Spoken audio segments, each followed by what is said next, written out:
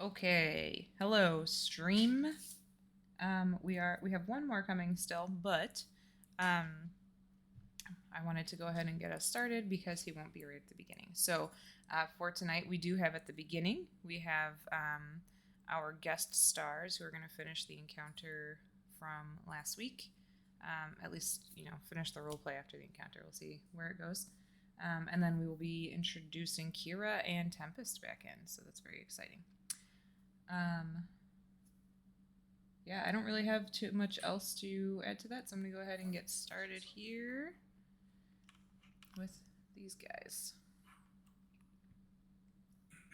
All right. Okay. Just I'm not seeing you live. My screen is dead on your end. Did you click actually go live? Yeah, it says I'm streaming. That's weird. Sorry, guys. There's like a horrible delay. Candace's stream is just, it's dead in the water on my end. There's nothing showing. Sarah, are you seeing, or Rose, are you guys seeing the screen right now? Yeah, it shows for me. That's weird.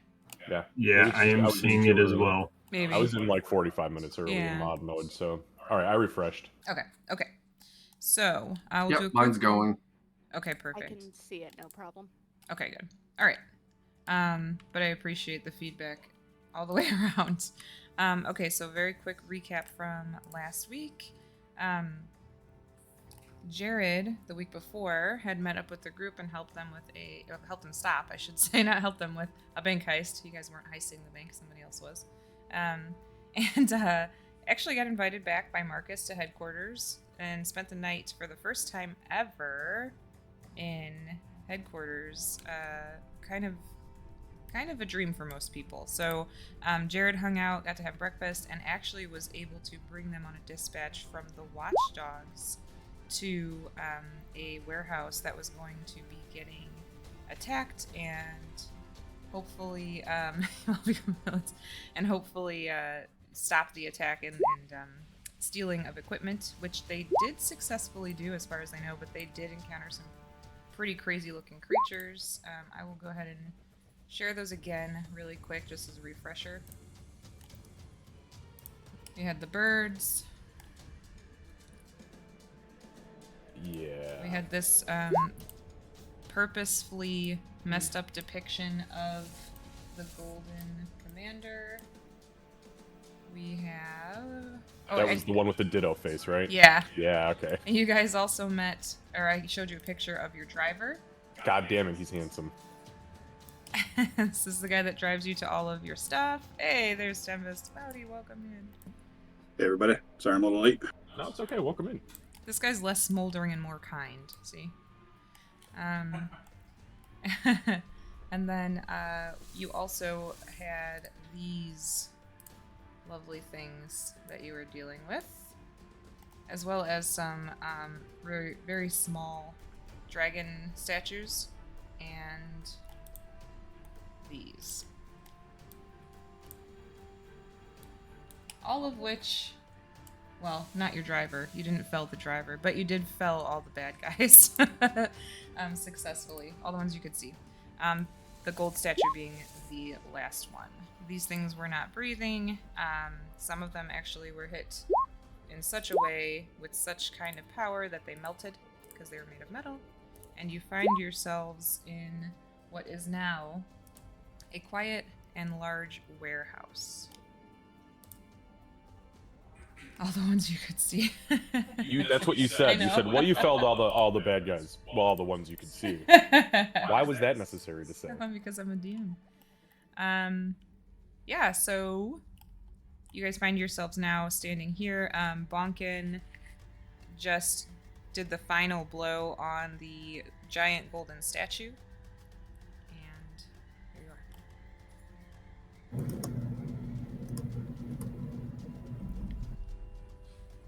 are. Okay, Bowtie is gonna kind of look around at the group.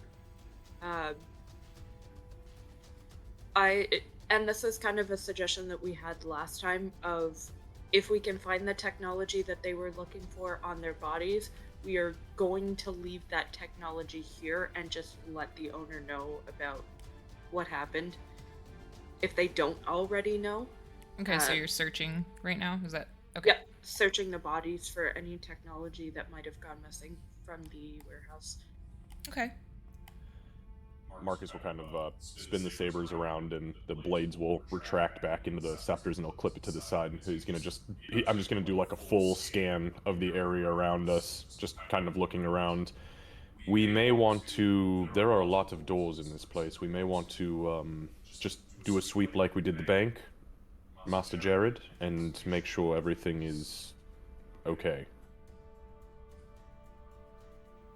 Yeah, you'll see Jared use the strap on the hilt of the hammer and hook it onto his belt and just keep the shield on his arm just in case. Aegis will look over at Marcus. You two go ahead and sweep in here. I'm going to take a look outside. Sweep out there. All right. Master Bhonken, would you mind joining Master Aegis just on the off chance there is trouble out there? We don't want our healer to get caught flat-footed.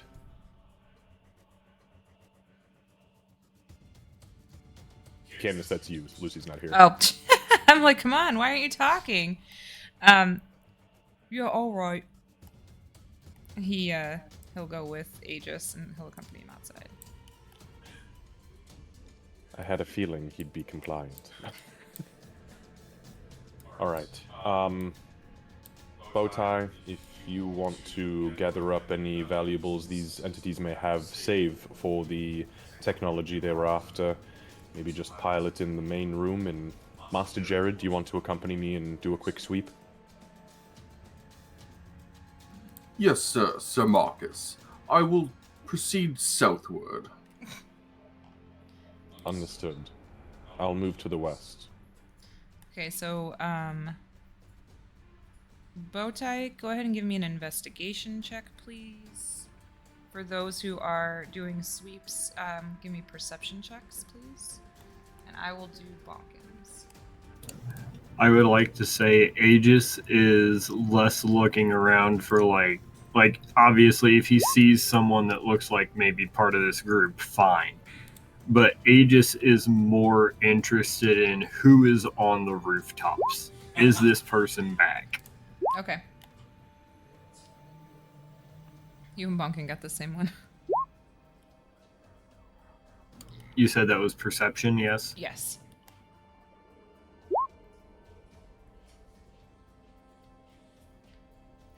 Well, you're investigating, so I don't know what to tell you, Bowtie.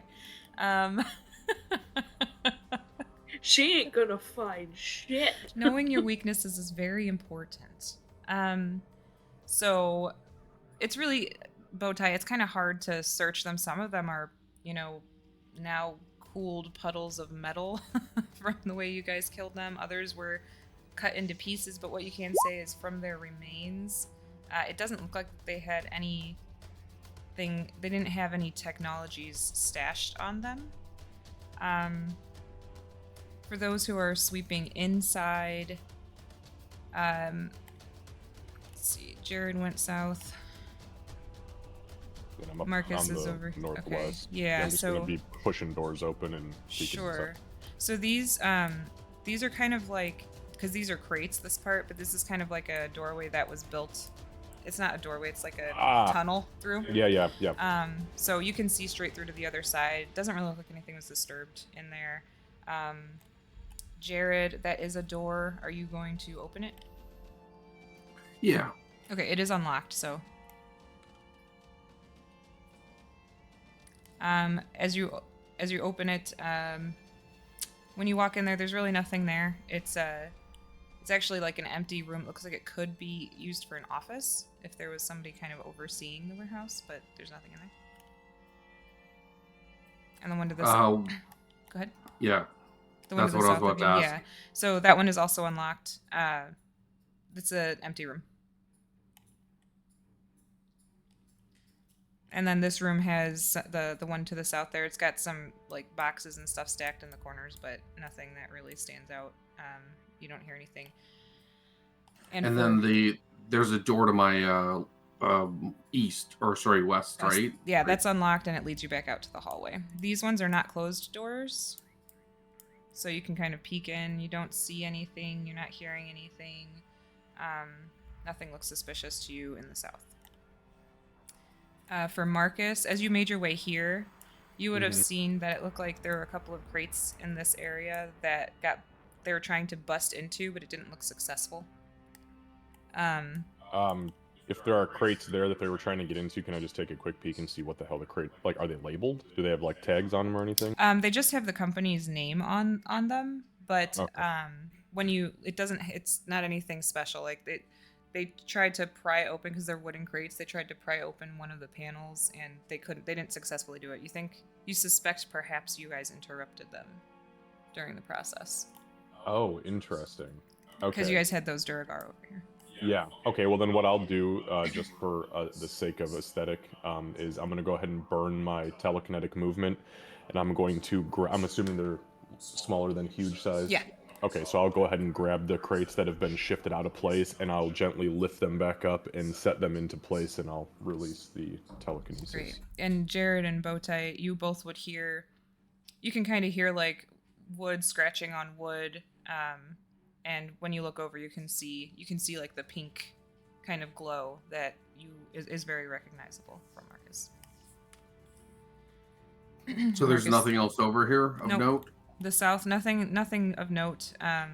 Most of those rooms just have boxes stacked in the corners or nothing. It seems like the majority of the space they're using is here in the middle for this stuff.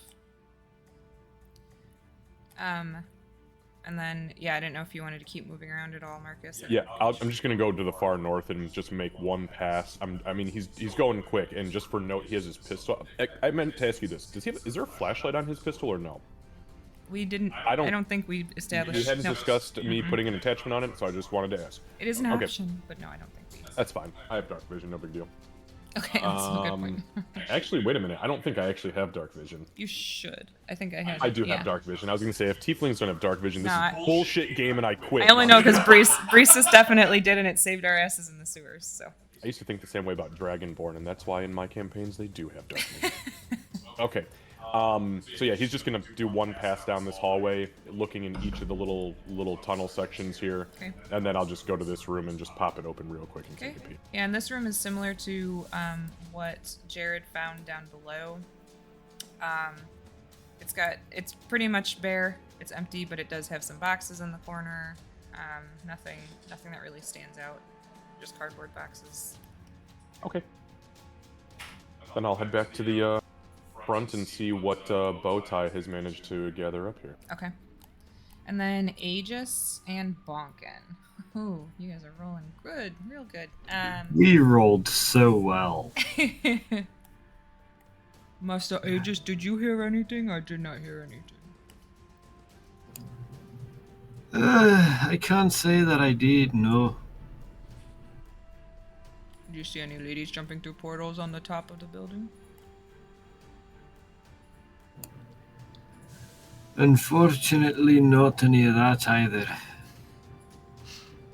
Not too surprising, since it seems like a different group, maybe. Oh, they did say there were other groups, that's true. God. Can never be too careful, though. Well, let's head back inside. Okay, I lead the don't way, Master think- Aegis. I don't think she'll be here this time.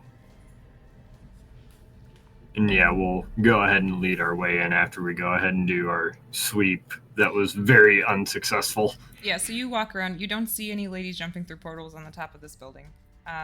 Or on the We bottom were of not it. looking around efficiently. Yeah, you weren't efficiently glancing. So you don't notice anything out of place. It does have like the domed top, as I was taught. It's called a barrel roof. There it is, barrel roof. Sorry. I knew you would say it, so. But yeah, so you don't see anything out of place as far as that's concerned. Okay. He'll head back in, but he'll be close to you. He's not leaving you alone.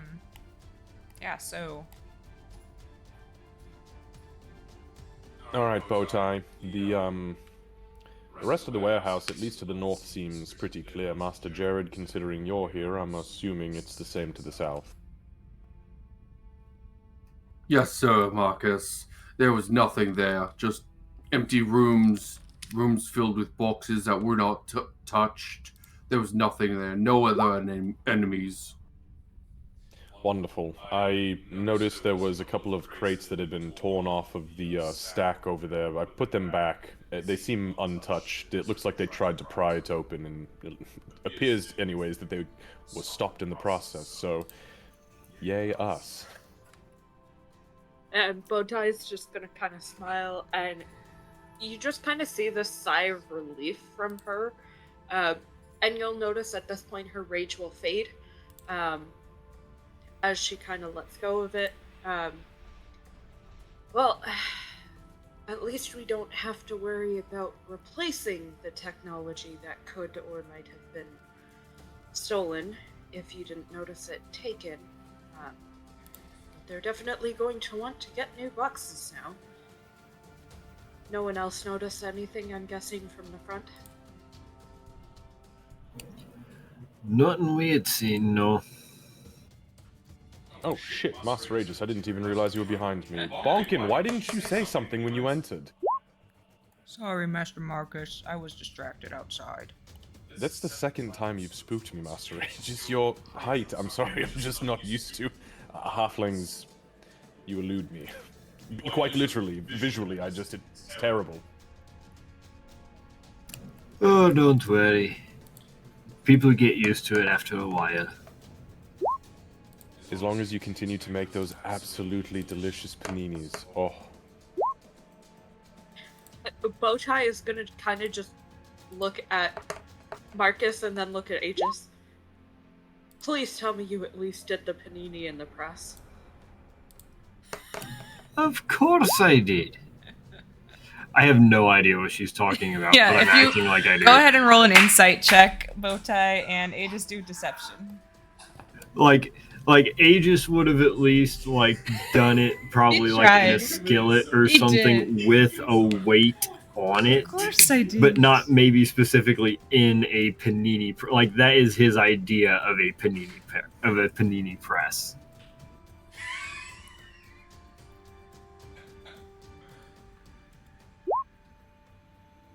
Okay, 15 insight. How about the deception?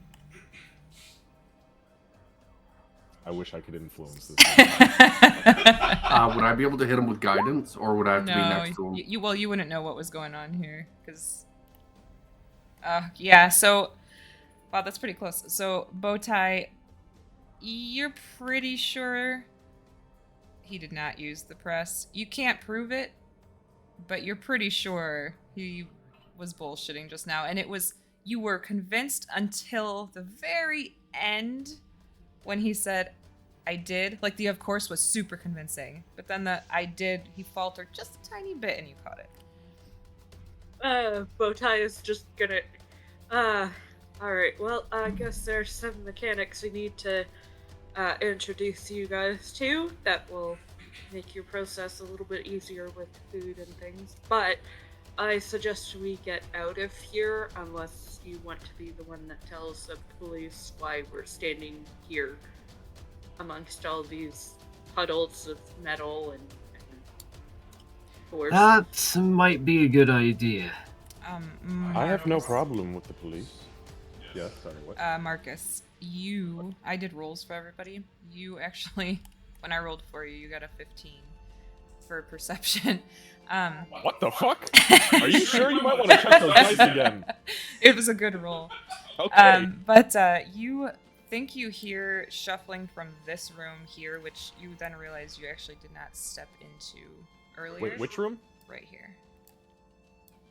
Oh, fuck me. Okay. As you guys are talking, Marcus was already getting his backpack off. He throws it on the ground and says, "Put the loot in there." And he fucking sprints at the door. Both say, or actually, he wouldn't. He's got his gun out. He'd just kick the door open with his gun up. Okay. So as The moment that Marcus goes bolting over there, Aegis is at least keeping him in a line of sight. okay. I would go with him.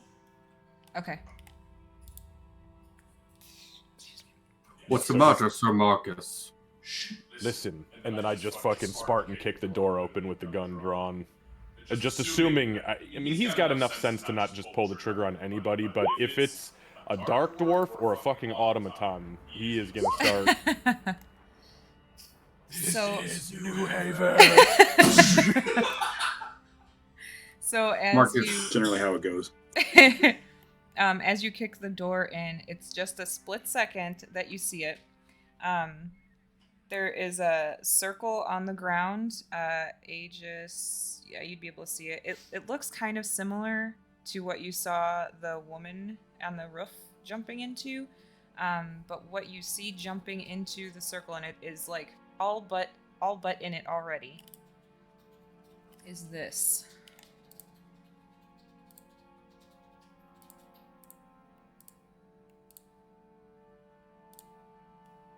Man, what the fuck is wrong with? You married me. Does it look like an automaton? Not. It looks like something made of metal. It's got weird, like its feet are weird little crab metal feet. That as it's like going in, like I said, it is all but in that circle. It turns to you for a split second. You hear a metallic like ha, and then it jumps in the portal and it's gone. Man, fuck that. Can I take my shots? Yeah, go ahead. I'm gonna fire 2 shots at this bitch. Fuck you, clown. That's a jester. Wow, you know what? That pisses me off. This die is clearly a 7 on, or a 16 on my I hate screen. it when that happens. Bullshit, alright. Oh, this is terrible. I am so bad with this pistol. I need to figure my shit out. Okay. Well, to be fair, it also was jumping into a freaking teleportation portal, so. yeah, so not I an just easy fired. shot. But you were the first one there. I mean, and it, so when it turned and looked at you, like I said, it made that weird little like metallic little laughing sound as it jumped in. Aegis, you do notice the portal does not look icy, but you can tell it's the same kind of magic. Thanks, you're welcome. Okay, so. Would I be able to roll Arcana to potentially discern any more? Yeah, go ahead.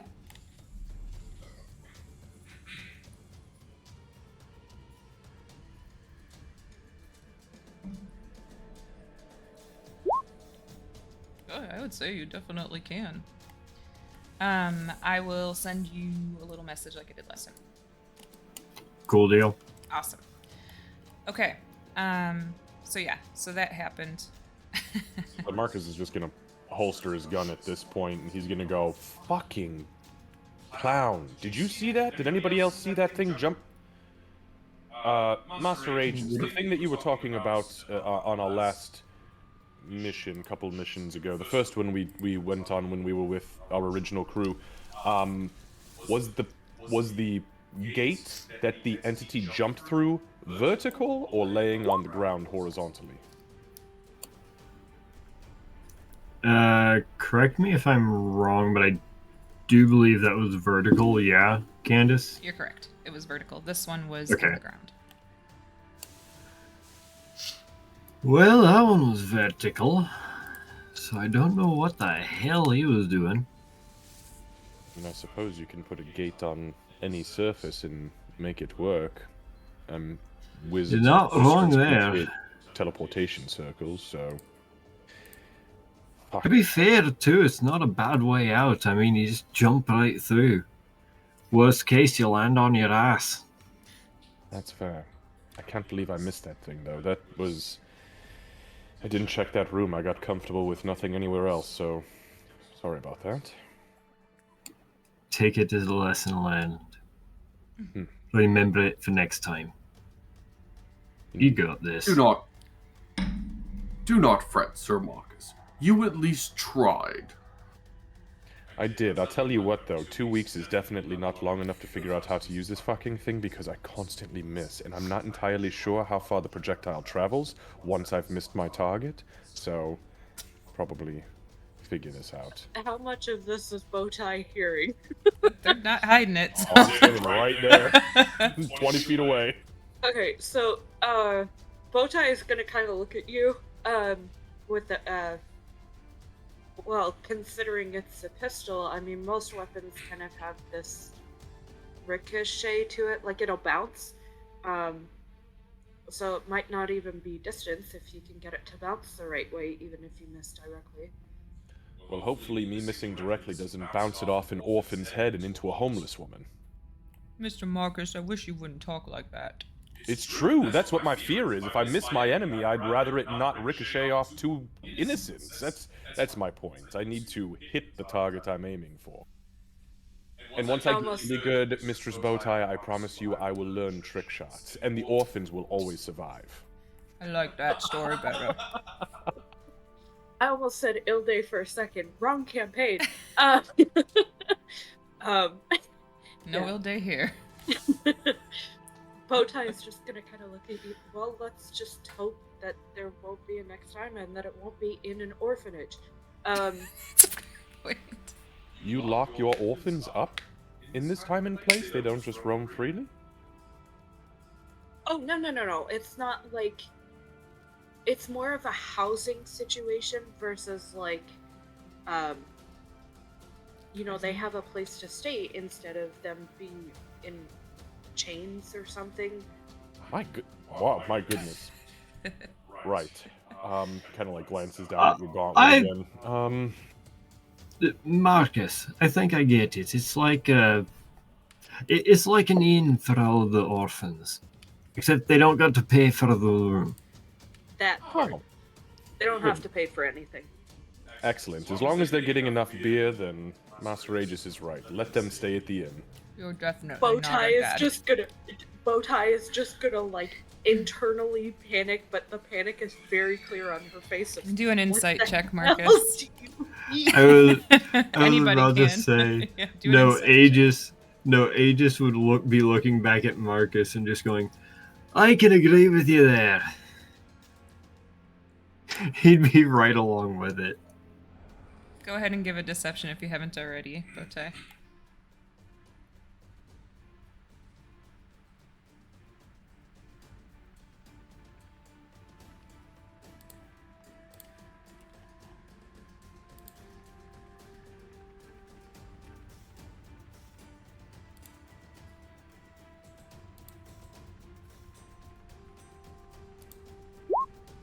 Oh yeah, wow. She hit it pretty well. You're so good at hiding your true feelings, Bowtie, from years and years of having to do that in front of villains, that hiding it from other heroes was not a problem this time around. Alright, well, Mr. Marcus, don't beat yourself up about that. I didn't hear it either. But we should probably get going so that the cleanup team can clean up. Yes. He's moving back at this point. He picks up the backpack. Was the loot loaded into it? If not, I'll start scooping shit into it. If there was anything to load into it, yeah, she would have put it in there. I'll share, and since you searched and Marcus collected, I'll share what was found with Marcus. We'll get loot to everybody. Don't worry. Yes, everybody is getting loot. This is a good campaign. That's right. Gotta get that booty. Oh wait, that's down. pirates talk. Dang. I mean, it still works technically. It's true. It do be It weird. really does work, though. Alright, got it. So, as we load everything up,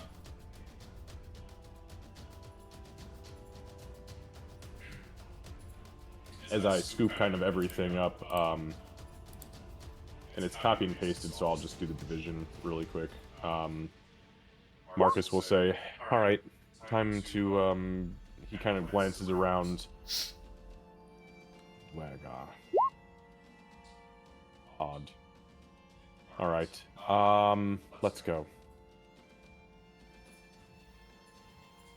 And Marcus is gonna step outside. As he's stepping outside, he's gonna look behind him. Mistress Bowtie, Master Jared, do you have rides back to the, oh my goodness, where are your outfits again? Oh, the The watchdogs. Oh, yes, sorry, I was looking through my memory quickly. I'd forgotten. All good. As they're walking out, Bowtie is going to be taking out her phone and just taking pictures of like the scene. That way, when she sends in the report, that at least they also have visuals of what happened. And she's just gonna kind of glance at Jared. I don't know if you have a ride back per se, but I have my motorcycle kind of hiding in the corner. Oh, yes. No, we've got a driver. He's very handsome. And like just as you guys are talking about that, this guy shows up. Oh, that speak of the devil. My goodness, look at you in all your glory. And at this point, Marcus is gonna kind of whisper to Aegis and Bhonken, I wonder whatever came of Dantanel. Do you remember that beautiful bastard? Yeah, so the SUV pulls up, door opens, and there's your driver with your unmarked vehicular. Master Jared and Mistress Bowtie, thank you. I need to go take a shower. I will send your cut of the loot directly to you. I'll have a messenger from our headquarters drop yours off at yours if you're quite all right with that. Bowtie is gonna kind of just shake her head. No, it's quite all right. You can keep that with your group.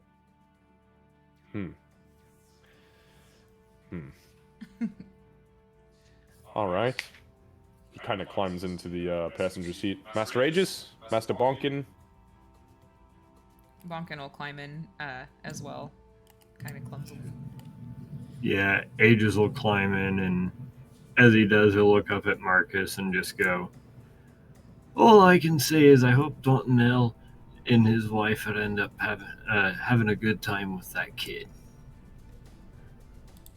I think the days of Master Dantanel and his wife and child are long gone now, but hopefully they lived a good, happy life. One full of beer. I wonder if they could look up if anybody has his last name. Did you know his last name? I didn't. If I knew how to contact Master Rue, I could probably figure it out, but, well, you know what? Maybe Mistress Kira or Master Tempest does. It's a possibility. He looks at Aegis. Do you know his last name? Not that I remember.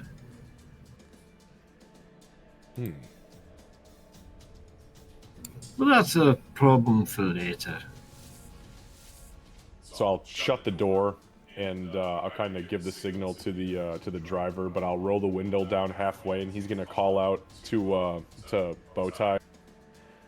Mistress Bowtie, really quickly, at some time in the future, if it's quite all right with you, just like to maybe sit down and pick your brain. I'm curious about something. It's clear that you follow he of the unsleeping, I, but how is it possible that one who lets rage and anger cloud their mind also embody patience and clear thought as he whom you worship? Think on that, maybe just for a little bit. I'm curious. And then the window.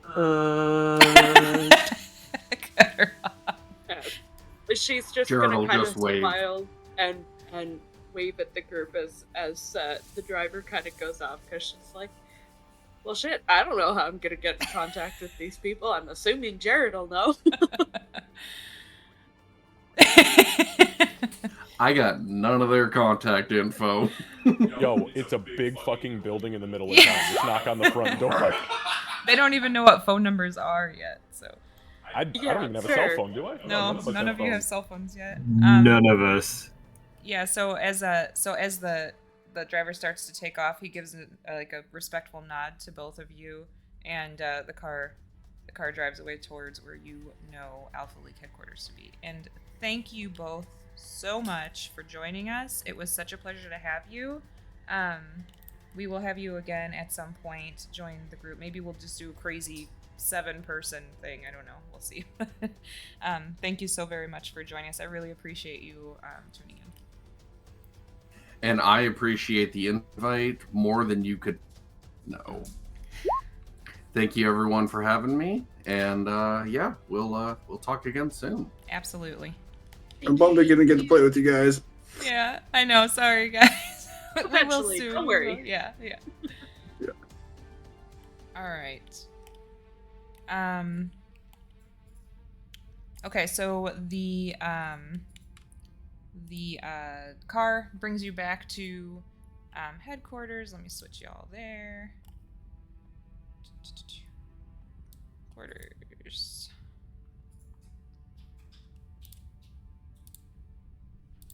But no Jared, sorry. Wah, wah. Okay. I had to get him out of there quick. So yeah, you guys get back to headquarters, and he lets you out. And when you get back, well, I don't have to play Tempest and Kira this week, so you guys get back home.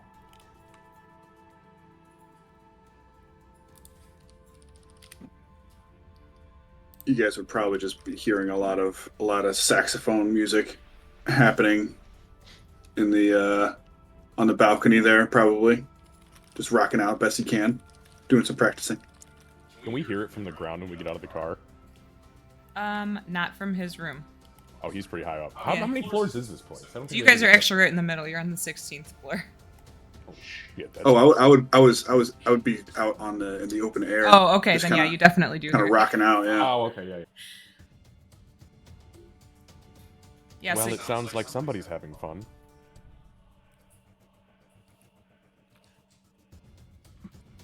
Right. I was just the whole time I was hanging out here, just basically training and all that. yeah, right? you were just practicing your sax. The stuff that Tem taught you, you wanted to perfect for the next time that you get to work with him, so that you could get more Right. praise and maybe learn new stuff. And...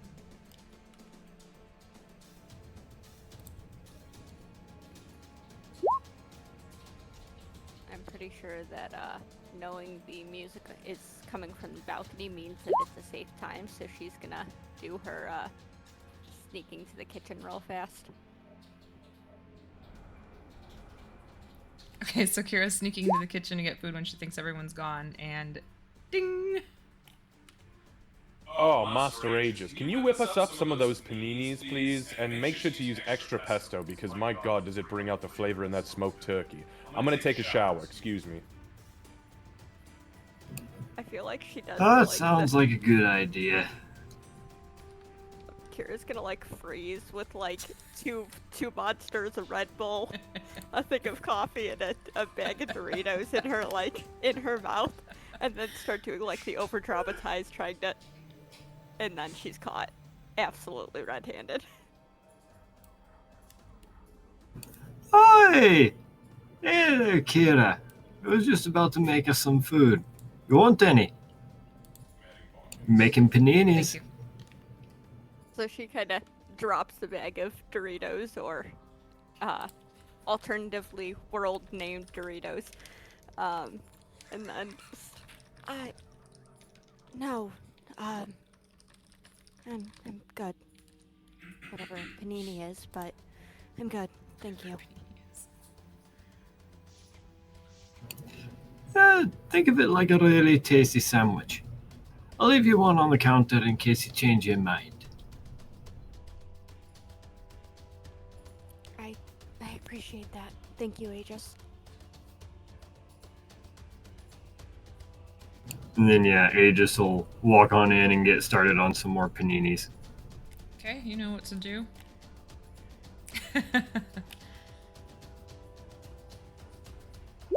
Give it a blast from the Spice Weasel. And also, give me a perception check, Aegis, while you're in the kitchen. Oh, and narratively, while you're rolling for that, Kira, even though Min doesn't necessarily use traditional oil or anything, she is like smeared with classic arty grime. She's got like, you know, the oil smear on her cheek. Her hands are covered in the golds and silvers of like Min. Golds and silvers of Min, that's disturbing. Just with that check, as you are like going for the pans and stuff, you notice this weird metal thing. It looks like maybe you press things in it, and then something clicks, and you're like, oh, maybe this is what she was talking about.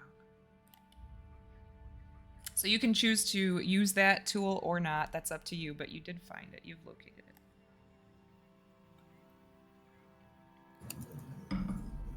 I feel like Aegis would at least try using it just to see how he likes it, and then go from there. Okay, So we'll use it this time. Okay, so give me. So I had you do it at advantage last time. Since it's a new tool, just do a straight survival roll.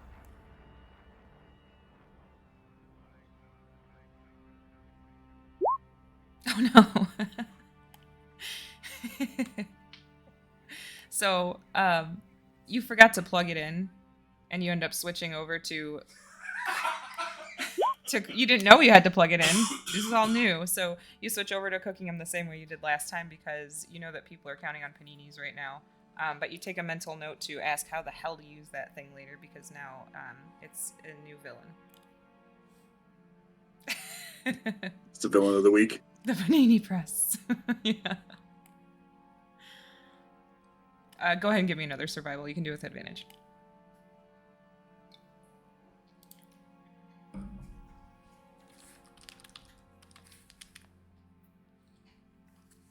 There you go. And how many charges from the spice pouch? How many are you making? 1 for everybody at least. Okay, and then so anybody that doesn't come directly to the kitchen, I'll probably just leave theirs on the counter for them. Okay, so we'll say 3 this time. You wanted to kick it up a notch. Bam. I mean, to be fair, it has 10 charges, and I Yeah. regain 1d6 plus 4 each dawn. Like, it doesn't take It's not gonna be much yeah. to get it all back. It's Right. not a problem if I end up having 2, 3, 4 charges lost in a day. Yep. So, and you're thinking because that's still it's fairly early in the day. It's like probably 11ish now by the time you guys got all said and done with everything. So you're probably gonna have at least one more meal to cook today, assuming you want to. So yeah, you're like, you know what, I'm gonna try to add a little even more spice to this, but save a little bit for later. Plus, Marcus was also talking about that little extra bit of pesto and everything. Right, So exactly. Yep. Awesome. Okay, so Aegis is successfully making amazing paninis again. Tempest is jamming out. I'm assuming out on the balcony. Yeah. Okay. So you. Yes. Still out on the balcony. But could I do a perception check just to see if I even notice that they're there yet? Yes, absolutely. Yeah, that's a good call, actually. You guys, I need to stop that. Not bad.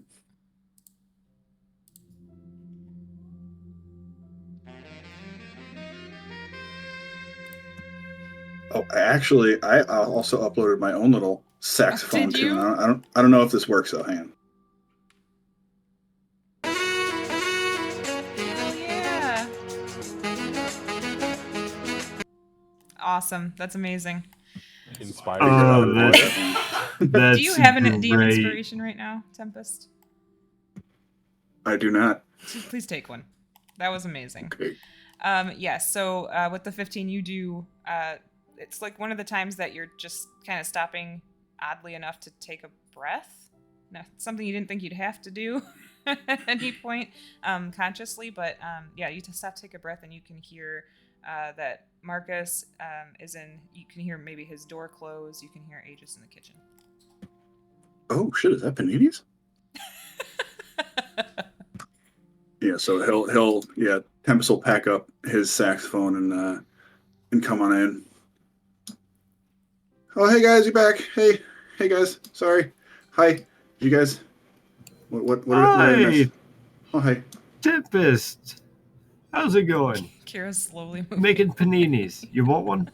Oh yes, please. Yes, please. I haven't eaten all day. I've just been practicing on the saxophone, just trying to get this whole thing down. It's weird. It's a weird instrument for me. Oh, what the heck? I feel like I could have done a lot better my last outing, and just I need to not fuck up. So, hi, how you doing? Okay, off of hearing that, I'm going to mark off one more charge. Aegis is going to make one more panini in addition just for Tempest. Got it. He hasn't had, like, anything since we've been gone? Okay, yeah, dude, you're getting 2. I mean, I had some crackers at one point. I don't know. I don't remember when. A lot of coffee though. A lot of coffee. Kira makes a lot of coffee. So That's true, actually. Yeah. That's very accurate. And I, like I'm like this is happening a lot to me. My hand's very shaky all the time too. I don't know how she does it.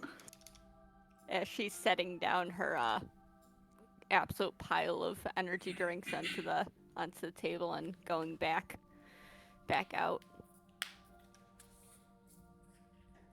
cracking one of them in the hallway.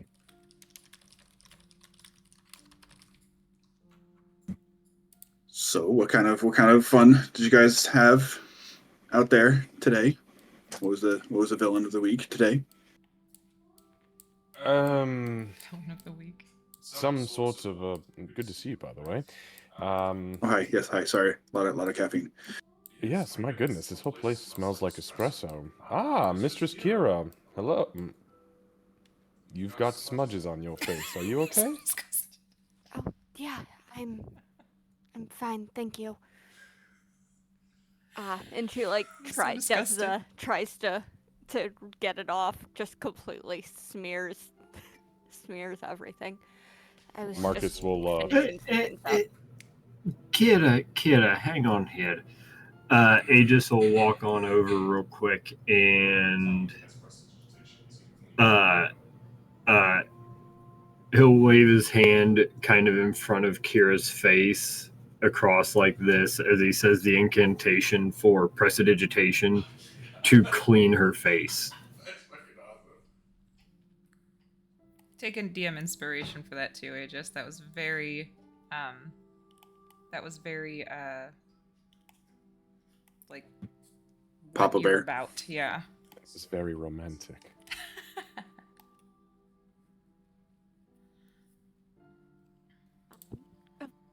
Thank you, Aegis. Oh, that reminds me. And she starts like going into the various pouches at her side, and then she ends up coming out with a small like little bundle, and she just kind of passes it over to Aegis, and it's probably the size of like, I don't know, like a saltine. It's small, a couple inches, but she passes it over to him. Well, thank you. What might this be? An experiment. Well, I thank you for it. Aegis will kind of go ahead and like put it into a little like pocket or something that would hold on to it until the paninis got done, and then actually take a look at it. Priorities. Yeah, got to make sure these paninis are done right. That's super fair. Bhonken, when you guys got back, he would have kind of mumbled something about needing a smoke, and he went to his room. Marcus is gonna very awkwardly pull the handkerchief that he had dunked into his own water cup that he was going to use to clean Kira's face. And he rinses it, he squeezes it out, and just kind of tucks it back into his pocket. So those paninis smell great. Master Tempest, you had asked us if what the deal was. Yes, automatons. It was some sort of... What do you mean, like? You mean like robots? You mean like? Kind of, but to a lesser degree. They were more like animated statues in the shapes of small birds, lizards, dragonlings. There was also... I can't wait to tell her this shit. There was a statue of the Golden Commander dead center in the middle of this place, except its face was all fucked up, like somebody was trying to make a mockery when they chiseled it, and it was also animated. Packed a hell of a punch, but went down with a thud, so that was alright. There were also Dwergar there.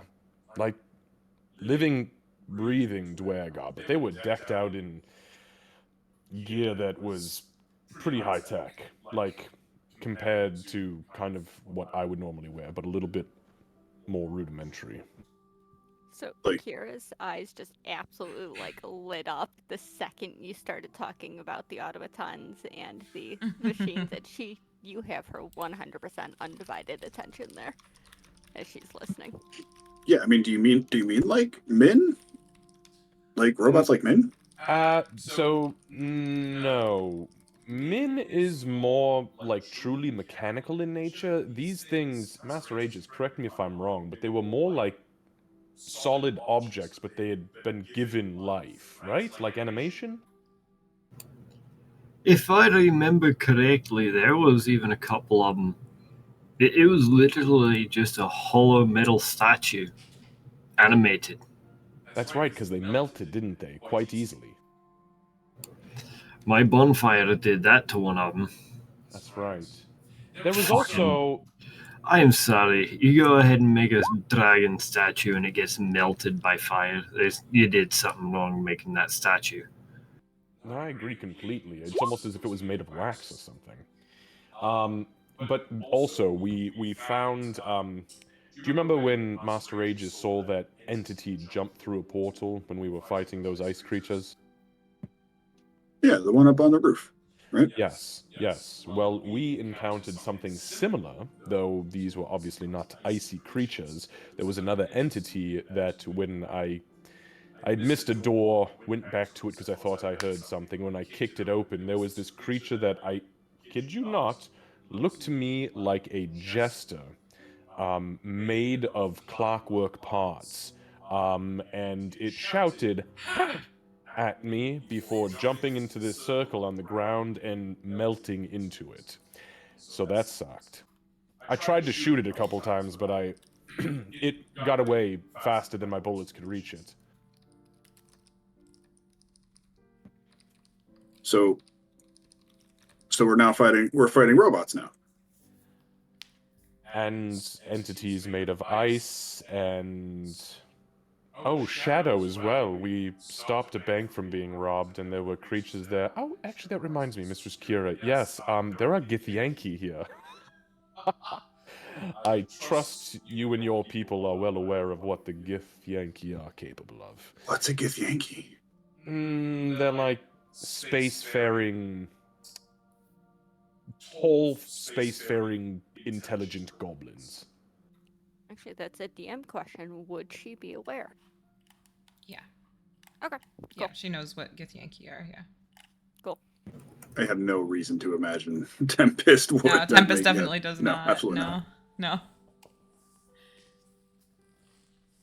No. Space all- goblins. All right. Were there any injuries? Any? No, everyone got out all right for the most part. Marcus looks at Aegis. Did they touch you at all? Not even a scratch. Thanks to you. Well, Well, you, Bhonken, and that Jared guy. yes, he's quite Then- a meaty character. And then Bowtie, I mean, did you see the size of that hammer? It was literally like she was swinging Master Aegis. There was one point in the throng of the melee that I turned around quickly and I got a head rush, and I could have sworn for just a moment that she had actually lost the hammer, swooped up Master Aegis, and was beating the automatons to death with him. I kid you not, it happened like that. Thank goodness I heard the incantation and saw the flash of the bonfire come, otherwise I wouldn't have believed my own eyes. So she beat a motherfucker with another motherfucker. Yeah, I mean, yes, it was very large hammer, to say the least. Yes, very strange as well, that one, Mistress Bowtie. She is a devotee of Helm, but she battle rages. Perplexing to the 10th fucking degree, at least where we come from. Would that mean anything to Tempest, actually? Do a religion check. Oh, okay. 19, not bad. Yeah. So one time you were in your dad's study, looking around for, I don't know, whatever you were doing in there, but but you did come upon a book that was listing out the different deities that exist, and it gave just a really quick, brief explanation. It wasn't like a book about Helm, but you have a general idea. Quick question, sorry to interrupt. Would that 19 have also, with the book, given him soon as well? Yeah, I mean, yeah, you would have known, you would have read about soon. Yeah, it's just like, thank you. Yeah, it's a basic pantheon. It wasn't like stories about it or praising one or more than the other. It was literally like more of a history book than Just an religious book. overview for the most Mhm. part. Yeah. Mhm. Yeah. That is interesting for sure. So what was her deal? Was she there to help you? Were they both Yes. there to So what we stop found you? What out. happened? No, so what we found out had happened. So going back to just before you had gone about your own days, we were called out to to the bank heist, and we were there to stop it. And we bumped into this fellow named Jared Lightforger. He's a dragonborn. Interesting, by the way. I've never met a dragonborn with heterochromia, 2 different color eyes. Beautiful. Anyways, that is neither here nor there. He's interesting. He belongs to a group called the Watchdogs, and his whole personality, I don't know. Master Aegis, again, correct me if I'm wrong, but it kind of exemplifies bravado, yes?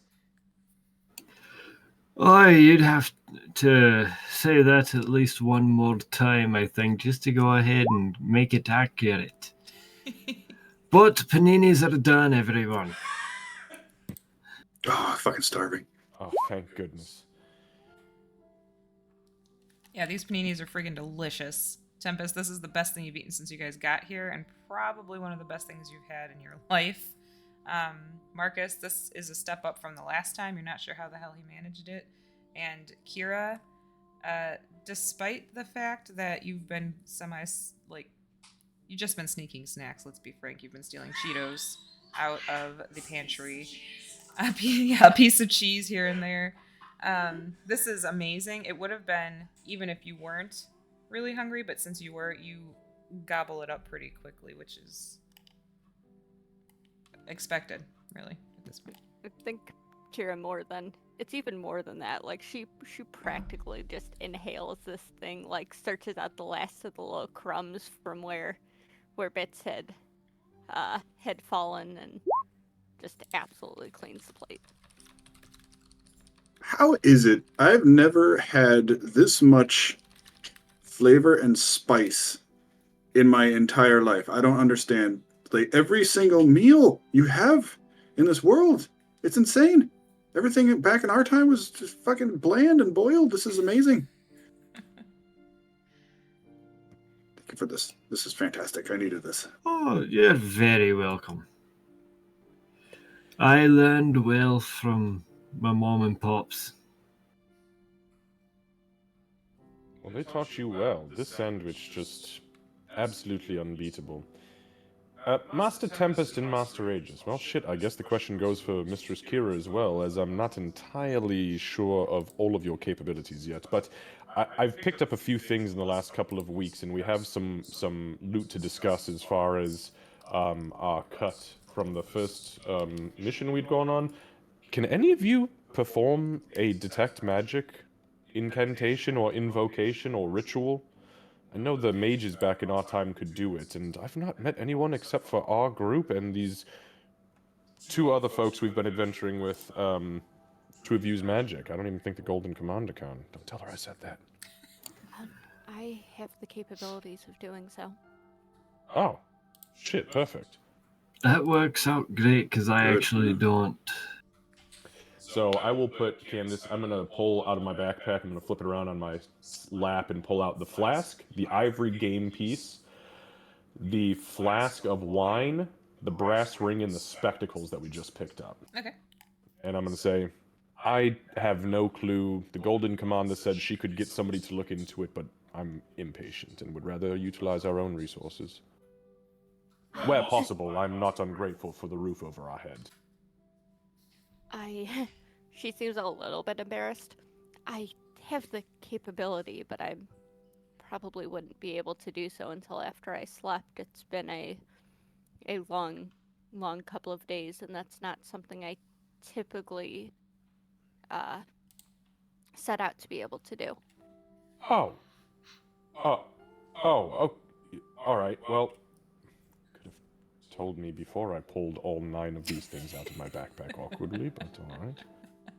I mean, I You could could- take a look and see if I could figure it out the slightly better than mundane way, but it wouldn't be through. Yeah, shit. You know what? It doesn't matter. Yeah, I'll put them all back on the table and say, can anybody tell me what the fuck these things are? I'm not very good with the arcane art, so Master Aegis, Master Tempest, if you can tell just through your studies, please. I'm more than Yeah, willing to learn through you. I will go ahead and assist Kira on the roll. Okay. Actually, I can just ritually cast Identify. Okay. Apparently. Yeah, you can. Yeah, While you guys are it is a eating ritual. paninis. Yeah, it's 10 minutes. It's like the best ritual ever.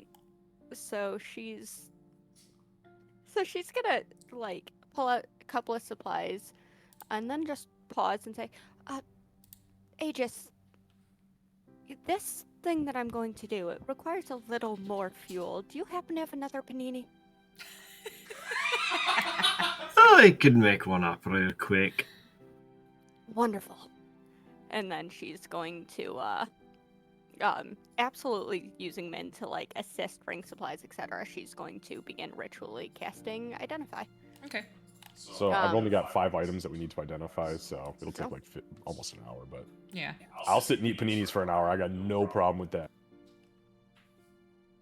So It's not the quickest method, but and then she just goes into it. Is she doing it at the table? Yep.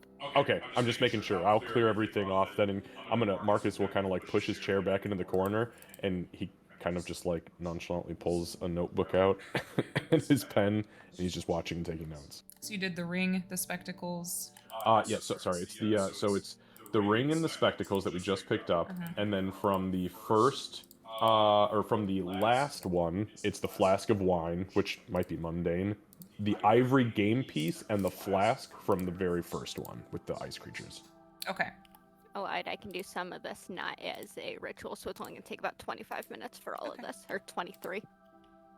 So then you eat 1 fewer paninis. I will ritual cast everything. Okay, so the flask of water, as you're identifying it, it's like when you look on the inside, there's a really faint, like almost residual glow. It doesn't look like the whole thing is glowing, but maybe what it was containing, the glow is fading. The ivory game piece doesn't appear to be magical. No, she's not casting Detect Magic. I think she's casting Identify. Which Oh. automatically tells her what it is. Yeah. So, how do I want to tell you? Okay, so the ivory game piece is not magical. The flask of wine, it's not magical, but I'm assuming that you're going to be kind of looking things over, right? Yep, she's going full arty on this table. Okay, so go ahead with the flask of wine. Give me also a nature check. I know machines, not trees. Well, don't try to identify wine then. The brass ring. 10. Okay, yeah. It's definitely made of grapes, but you also smell berries. And the hold on one second. The ring, it is not magical. Meat is honey. That's true. Alright, let's see. Give me 1 second, sorry.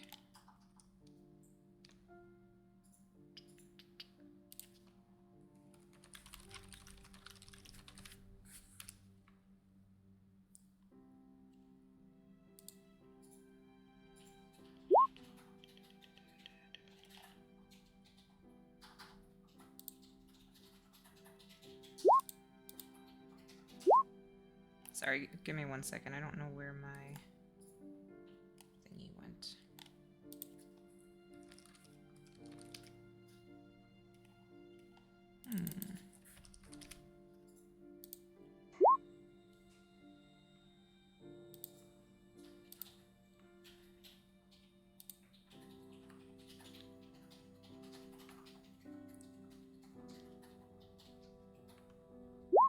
Okay, sorry. Okay. So you recognize the spectacles to have, they look a little bit different than what you would expect from your time, but they have the similar qualities to Finder's goggles.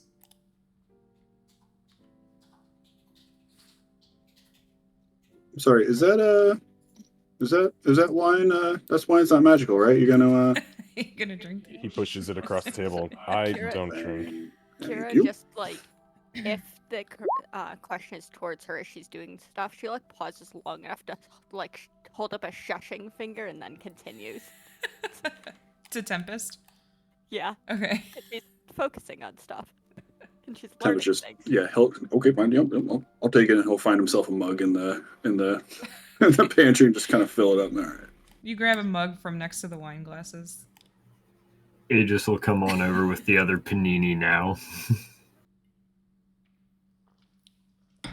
Yeah, so everything else was mundane, although the wine is really tasty. Tempest. So the ring was nothing. Nah, it's just a ring. Nice. All right. So, Master Tempest, you want this flask of wine? Oh yeah, I mean, I've already been drinking out of it. Did you want any of it? Oh no, I don't drink. Thank you. So, just so we're all aware, and thank you, Mistress Kira, for doing those rituals for us. When we had gone out and encountered the shadow creatures in the bank, where the Gith Yankee were, and he pulls out the 2 tarot cards, the Ace of Coins and the Vault of Coins, we were left these. Master Jared said that this is somebody, belongs to some villain named the Maniacal Monarch, who leaves these tarot cards as kind of a calling card when they do nefarious things throughout the city. On our first foray into this world, we found this chess piece, and he puts the ivory game piece down. I'm wondering if that is similar in fashion, considering its mundane nature. Don't know Wait, who it belonged to. The chess piece was from the From the elemental people. Yes. Question. Aegis goes ahead and looks at it real quick. What piece in particular is it? It's a pawn. If that's a calling card, that means they were just low fish. This was something to test us, nothing more. I mean, they have bigger plans for us, or are you thinking that that's just their Monday crew and their Friday crew is the real deal? More, there's a new group, so let's see how much of a problem they might be.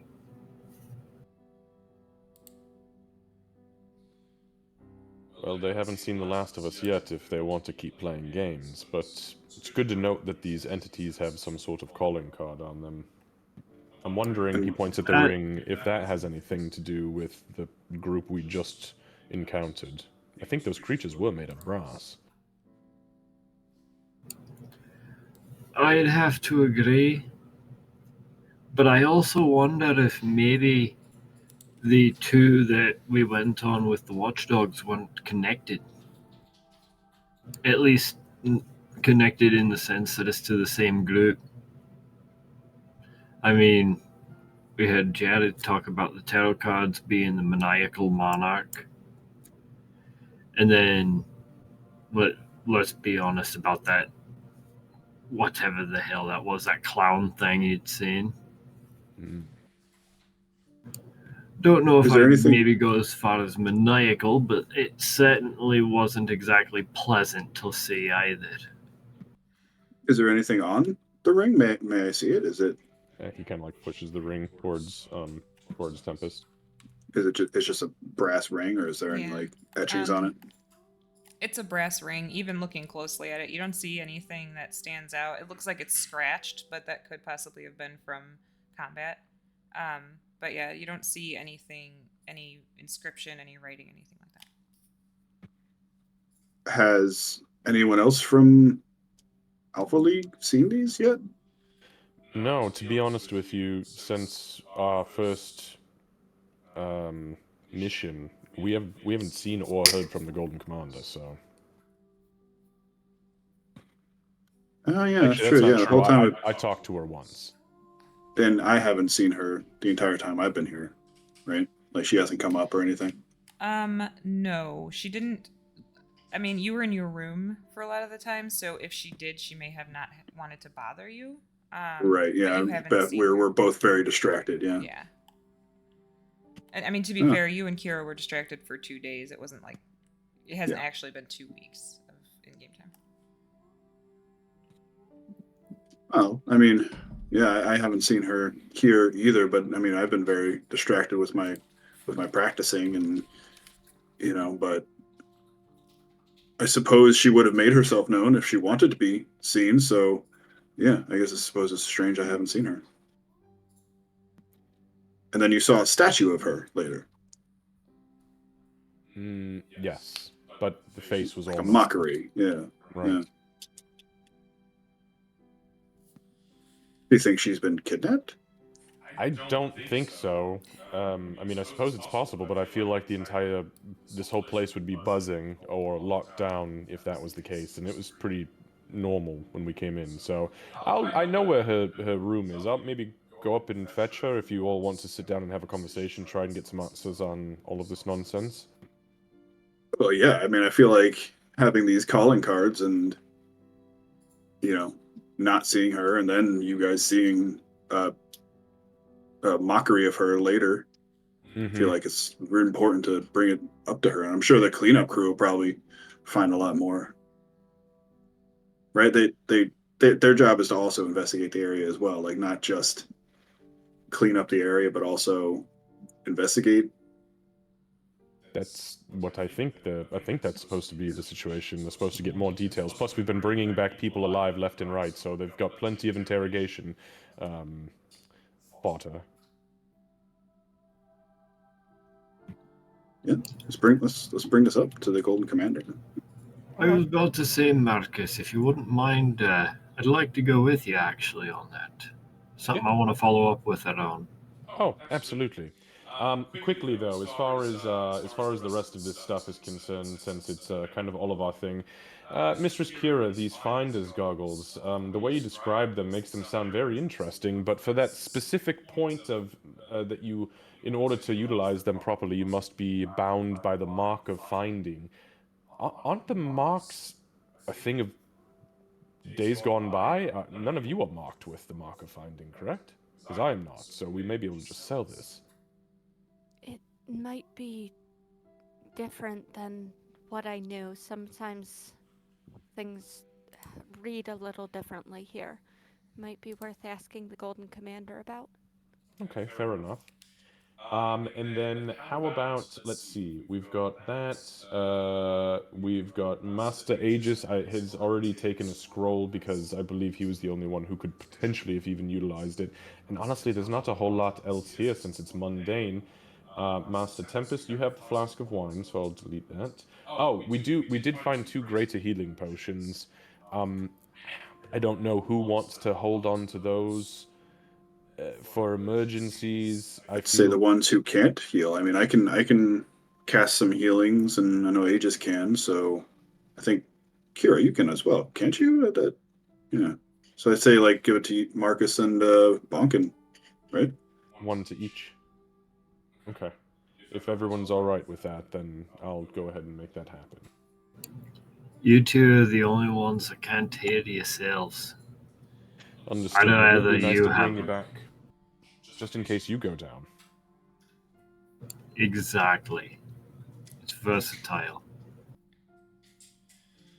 All right, and then Candace, you had started to talk about the flask of water, but you didn't finish that Oh, thought. yeah. So what is the flask of water? So you would recognize. So the flask of water. There's it's really mostly an empty flask, but there's water remnants in it. And when Kira, when you were identifying it, the item itself is not magical. What was inside of it appears to have been.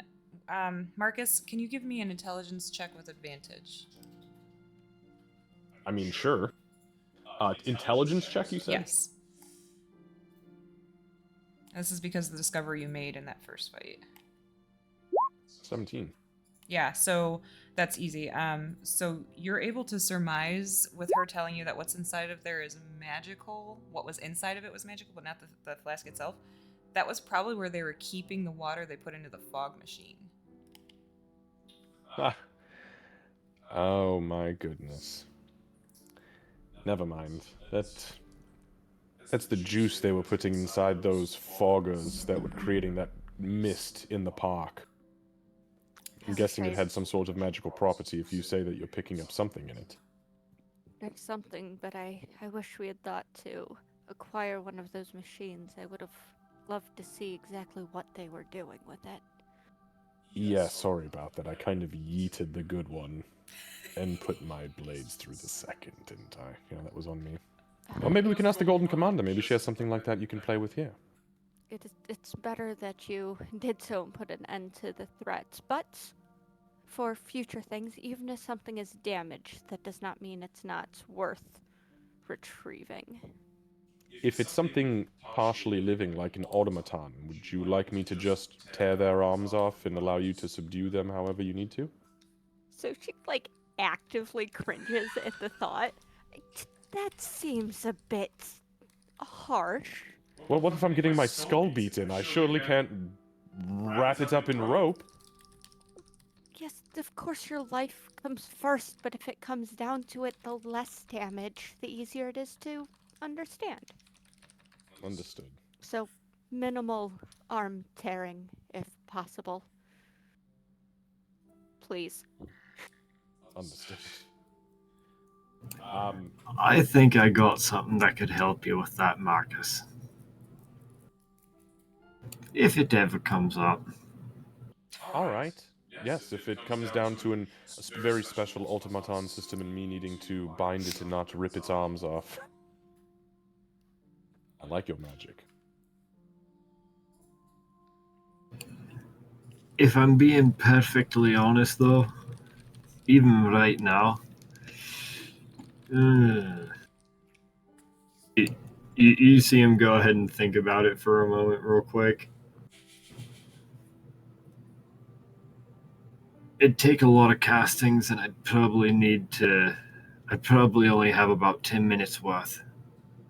And that'd leave me gone the entire day. Oh. All right. I'm not even sure what you're talking about, so we can definitely put that on the back burner for now. Don't wear yourself out. Not right off the bat. It would definitely be a short-term thing, but could help us if we need it. All right. All right. Well, what I'll do is I'll put most of the garbage stuff back in my locker, and I am going to try to find a location for us to just put general things we're not interested in messing with, and then I'll run upstairs really quickly with Master Aegis, get the Golden Commander. If you want to make yourselves comfy in the living room, maybe bring her a panini. If this is all the same, I'd like to go up with you guys as well. Oh shit! Fuck it. Maybe we just Cool. go knock on the door and say we're doing a meeting right now in your office. Yeah, let's have a party up there. We're a group, right? We deserve our rights. Yeah. Time to unionize. No, I'm just kidding. Yeah, we're a fucking team. Let's do this. Let's have a party. I'm not doing it.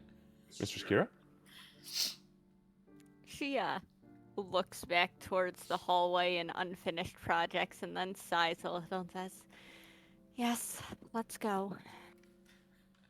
All right. So yeah, we'll go to the elevator. I'm just gonna put on another shirt real quick though. Oh, all right. I'm sorry. That might I'd rather not actually be a bad idea. Yeah, Aegis will go running off back to grab his vestments. Yeah, you guys are a little bit filthy as well. Yeah. I'm just saying it might be a good idea, to present ourselves, a little bit more presentably to our boss. Marcus is in his sweatsuit because he just took a shower. Yeah, I was gonna say he showered as soon as you guys got back. Yeah. And Yeah, Kira got I imagine Tempest was in prestidigitized. comfy clothes. Oh yeah, you prestidigitized. I've been in comfy clothes, a little stinky, but yeah, I'm just gonna put on his suit. While they are changing and Kira and Min are standing awkwardly in the elevator with Marcus, she is going to try and speak with him briefly. Sorry, not trying to kick our favorite mini superhero out, but Oh no, you are perfectly fine. I love this. so while the two of them are alone, the elven conversation will begin. Let's see. Marcus, Yes. I don't entirely know how to say this, but were you trying to... Okay, Rose, you're gonna kill me. Were you trying to direct Min before?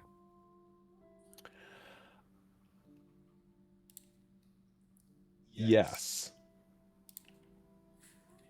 Yes. I realized after the fact that it may have been me who accidentally mixed her up inside, which is why she bit Master Bhonken, and I will take the blame for it. That's okay. I knew that there were risks involved in that move, and I apologize if I sent her into berserk mode.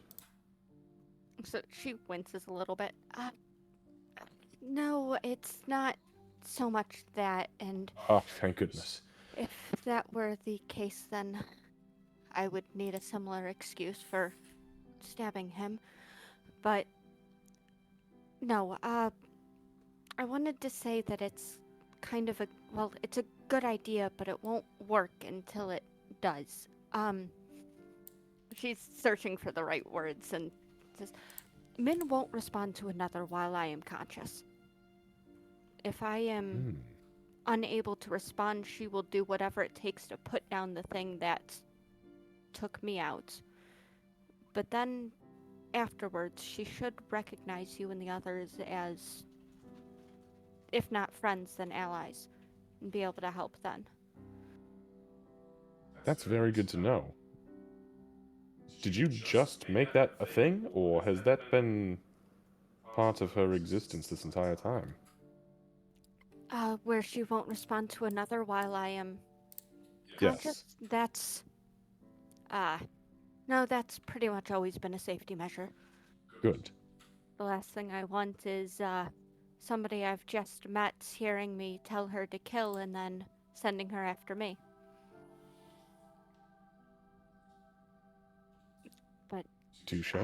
It's not something I often share either, but given the danger that we're encountering, I thought it would be worthwhile for you to know. I appreciate that, and I'm not going to share that information with anybody else, as I'm pretty sure you and I are the only two who actually speak Elvish, so we'll keep it between us for now. If the time ever comes that both you and I are on the brink of unconsciousness, maybe I'll shout out for somebody to control it. Oh, she can function with some level of autonomy as well. She just may or may not listen. Fair enough.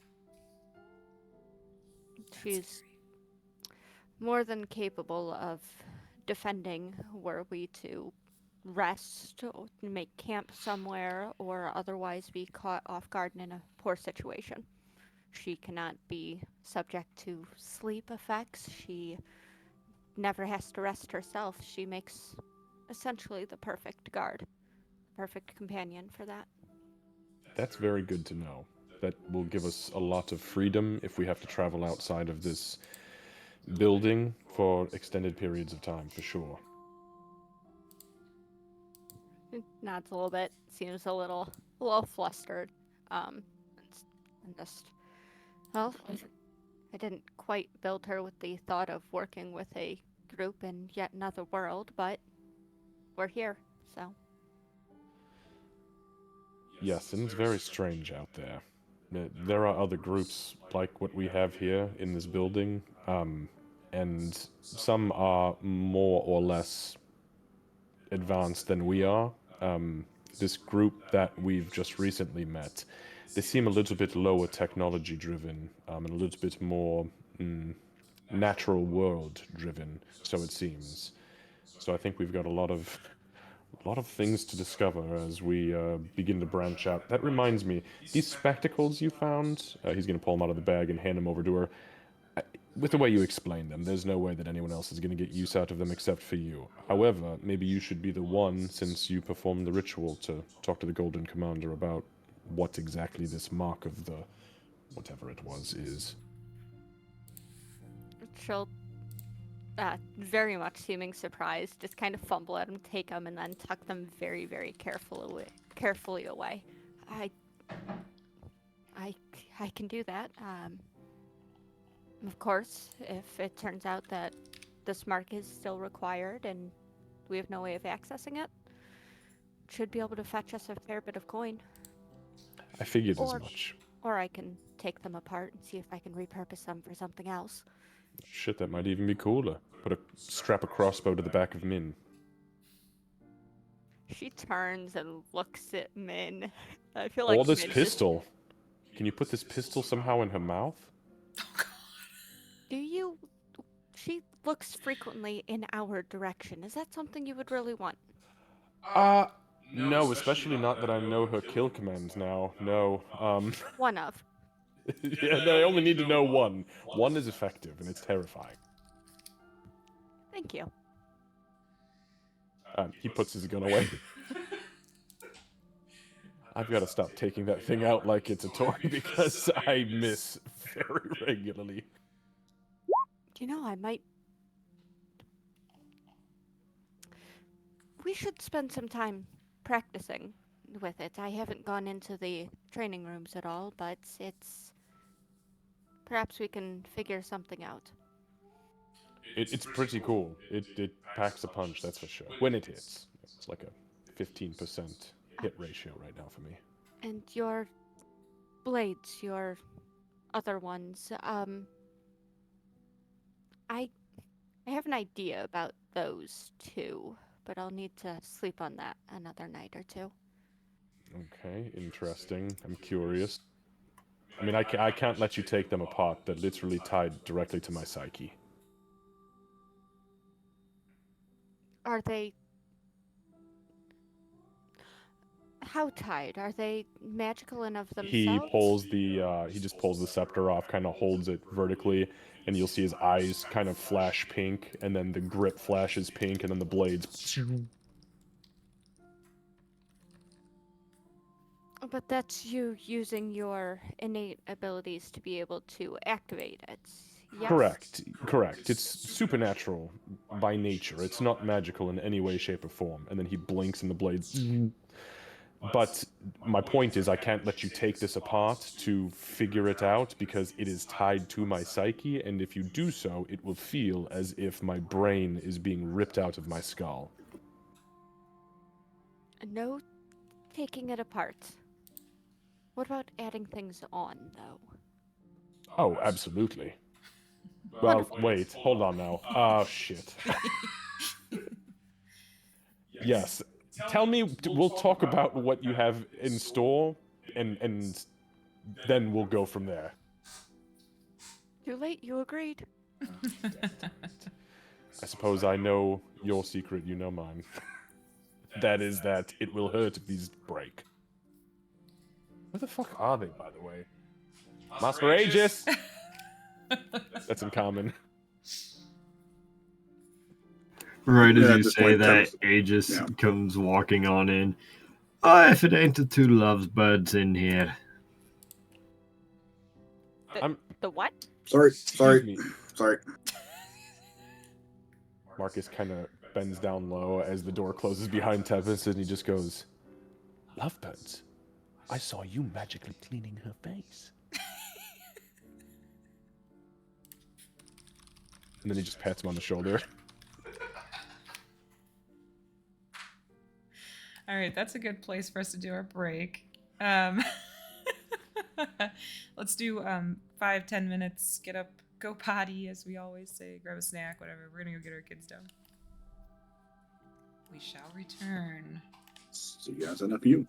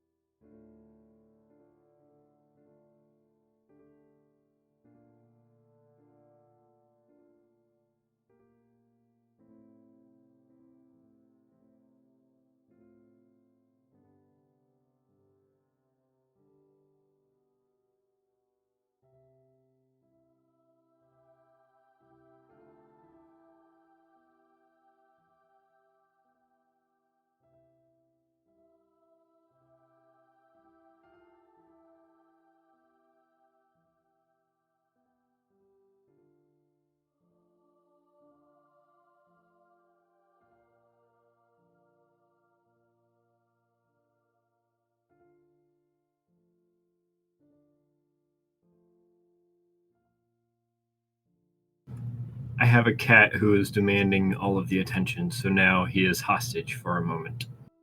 Min? Oh! He's got a little mustache. I love it. He is our little orange tabby named Alex. And he is not happy that he is all the way up here.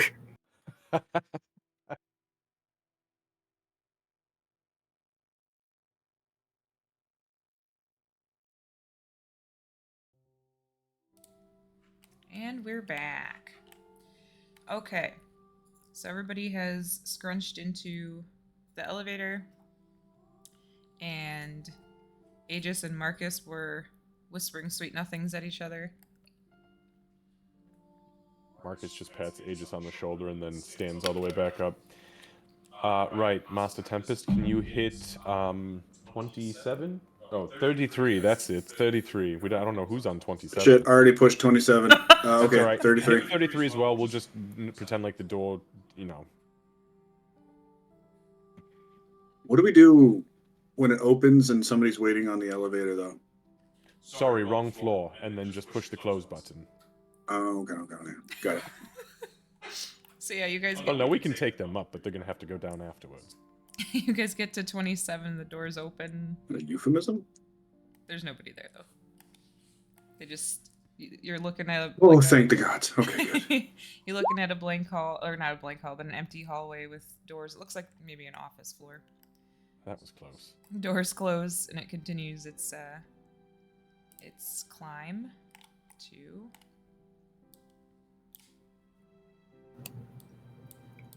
Yeah. On the way up, really quick, sorry, Aegis would go ahead and look at the package that Kira had given him. Okay. Sorry, I had a little hide my own little note, and I wanted to make sure that like I could get rid of that. So inside is a small, halfling-sized ring that is just. Don't give me that look. You're as bad as Rose. You're as bad as Rose, she said. That just has some filigree work on it. It's almost lighter than it should be. And it's just got these golds and like reddish golds just inset in it. It's a pretty ring.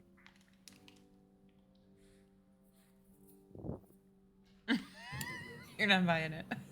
There is no note or anything else there. So he'll go ahead and look at it, and then ding, and the door opens, and it'll just be, "Thank you, Kira." And he'll go ahead and start walking out. Oh yeah, you're gonna want to spend some time with that probably, and then she'll follow. Oh, okay. Good to know. Did we see this? Yeah, you guys are in a small elevator. I don't think you could hide it very well. Yeah, I was about to say the only thing that might hide it is the fact that I'm 2'11". Yeah, Well, that was nice. You'd see it go. Yeah, you'd see it go down. Yeah. Beautiful gift. Where's Marcus's ring? Apparently, Master Aegis has stolen the strings away from the old devil. Just All right, swooping off on we in. go. Wow.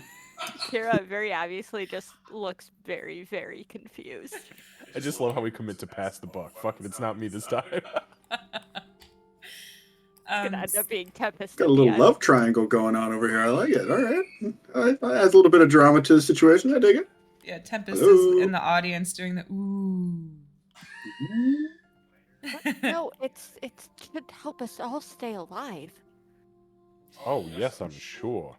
Love conquers all, my dear. I get it. Hello. Yeah, as you guys, Golden Commander? as you guys step out of that area, and step into the office here, Aegis, you do notice that the papers you had left on her desk are gone. So she had been here at some point. You don't see her here at the moment. However, as soon as you stepped off of the elevator, it got called, so it left. So yeah, so you're in her office at the moment. Let me know if you're doing anything. Well, I guess while we wait, I'll saddle up here at the bar. Get myself another glass of wine. Hopefully she doesn't mind. I was gonna say Aegis is gonna take a seat, but it's gonna be like on the sofas here, and he's still gonna be drinking from the wine that he has in his wine skin from last time. Okay. Because I'm sure there's still probably about half of that left. Mm-hmm. Yeah, it doesn't look like the bar has really been touched very much since you guys were up here a few weeks ago. I'll try to find out the wine he had last time, if there's any more. Yeah, there is actually. You're able to find it pretty quickly. If you're Beautiful. drinking, give me a Constitution saving throw. Oh yeah, he definitely was drinking his mug of wine earlier. Yeah, that's true. So yeah, a little bit more. Okay.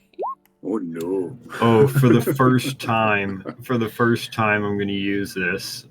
Favored by the gods. Okay, go ahead. I'm going to add 2d4 to that. Yeah, I don't know. You said, can he use it on someone? By the way, what time of day is it? Is it like Oh, afternoon? he's using it for himself. He only rolled a 9. I'm sorry. He's adding it to that. He can't use it on someone else. No, he's using it on his. He only rolled a 9. Oh, he's drinking. Yeah. Sorry. Yeah, so right now it would be, you guys said around, it's like mid, like 1-ish maybe. You guys were kind of hanging out eating paninis for a while, so 1:30 around there. 15 for Aegis. Okay, yeah, Aegis, you're feeling pretty good. You're getting a little buzz. You know, it's what you were hoping for. Tempest, you also got what you were hoping for, but it's not a little buzz. It's much bigger. Just a little more than I was hoping for. Yeah, yeah. Okay, I guess I better slow down. Okay. I'm gonna take a look at this door over here. I've never noticed it up until now. So Where's is it actually a door, Where are you? Oh, or is that like a bookshelf? it's a bookshelf. Yeah. A bookshelf. Yeah. No. Anything interesting on it? It's got. Go ahead and give me an investigation check. Mm-hmm. Mm-hmm. Oh, I'm good at those. 24. Oh, nice. Okay, yeah. So it's got like some of them are references you don't really understand. They look like they might be set up in an order where it's like fiction and nonfiction almost. So you've got, I can't think of the word I'm trying to think of. Hold on, I want to Google it really quick. I'd be very particularly looking for anything that has to do with the entities from my history, my background, and any Githyanki, or anything about the Shadow Elves. Okay, hold on 1 second. There's lots of farmers' almanacs, I'll tell you that. Yeah, I'm gonna go ahead and bypass those. Like I bypass them now. I figured, but there are many of them on there. Yeah, so the only thing you can find that really covers like races that would like stand out to you, it's more of like an overview. It's not like this is what exists right now, but it's like a history book. But it On only who? Huh? On who or what? It's a history book on where you are, so on New Haven. And it doesn't go back too terribly far, definitely not far enough back to where you are, but even to us, it goes back about 100 years, and you're scanning specifically for Githyanki. Anything that has to do with Githyanki, Mm-hmm. Shadow Elves, or the creatures that I won't say out loud, but that you know are part of my background. Okay, yeah, so they definitely are not mentioned in there.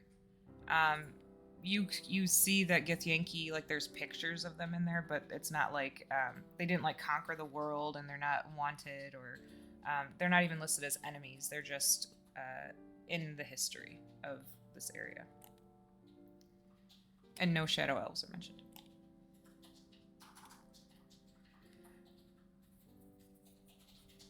Okay, thank you. Mm-hmm. Okay, so like you guys are hanging out for a couple of minutes. The elevator dings, and she does actually appear. Oops. Oh, good. She is alive. As she walks through the door, she looks like, I don't want to say frazzled necessarily, but she looks sweaty. She looks like she was just doing some hard labor almost. And she walks in and sees you guys, and her face softens when she sees you guys. Aegis would kind of stand up and put the wineskin away and stand maybe not like at attention or anything specifically, but like stand at the ready type of deal. Okay. Sorry, I hope you don't mind. I helped myself to your bar while we were waiting for you. Pour me one, please. Oh, absolutely. You want some of this wine? I already popped it. Yeah, that sounds good. I do apologize. I haven't been back to see you all. I was dealing with questioning the creatures, people that you brought back from your other adventures. And I understand you just went and did something else with the watchdogs? Yes, Master Jared Lightforger and Mistress... I don't catch her full name, but she went by Bowtie. Did you know that there are Hellmites in this city who also go into battle frenzy? Is that not obscene? Abhorrent? Is this a thing that I should be made aware of? Well, there are a lot of people who can do a great many unique things. She seemed awfully controlled, even in the throng of anger, but... That's why she's on our side. It's a fine line. I can tell you there are entire groups, and she'll take a drink of wine. There are entire groups of people, individuals, I guess you could say, that can't control their powers and often end up on the wrong side. Is that what we've been fighting? Basically, people who Yes. just can't keep their shit together? Well, some of them. Usually, and I don't know if this was true from your time, but usually it has to do with people who innately can use fire. If they can't gain control of it, they tend to completely lose control and actually have a touch of insanity. Oh. Very unfortunate when... Marcus starts to stare at Aegis. Master Aegis. Hi. If you had to put a number on your control of fire magic between 1 and 10, 1 being the tipping point of insanity and 10 being total control, where exactly do you think you lie? I feel comfortable enough that I could create one of my bonfires right here and keep it right in that circle the entire time. Yeah, he's got his mind in check. He's a pretty straight and narrow, you know? I meant no offense. I'm just making sure because the Golden Commander just said people who have fire capabilities either control it or they go insane, and this is the first I've ever heard of anything like that. Well, I think that was just... I assume that was just an example, right? You mean like you're talking about people who like also control water, like we fought those guys, and yes, you but know, same situation.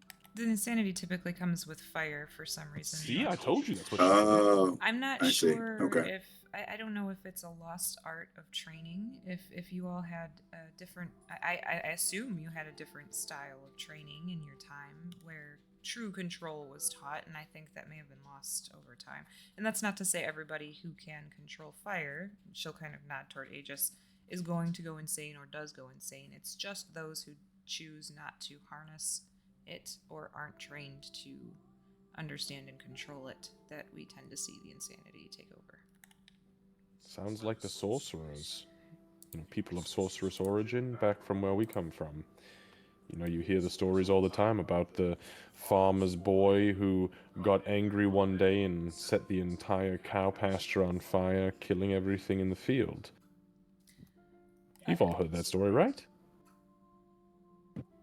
No. Oh. I haven't heard the story, but it aligns.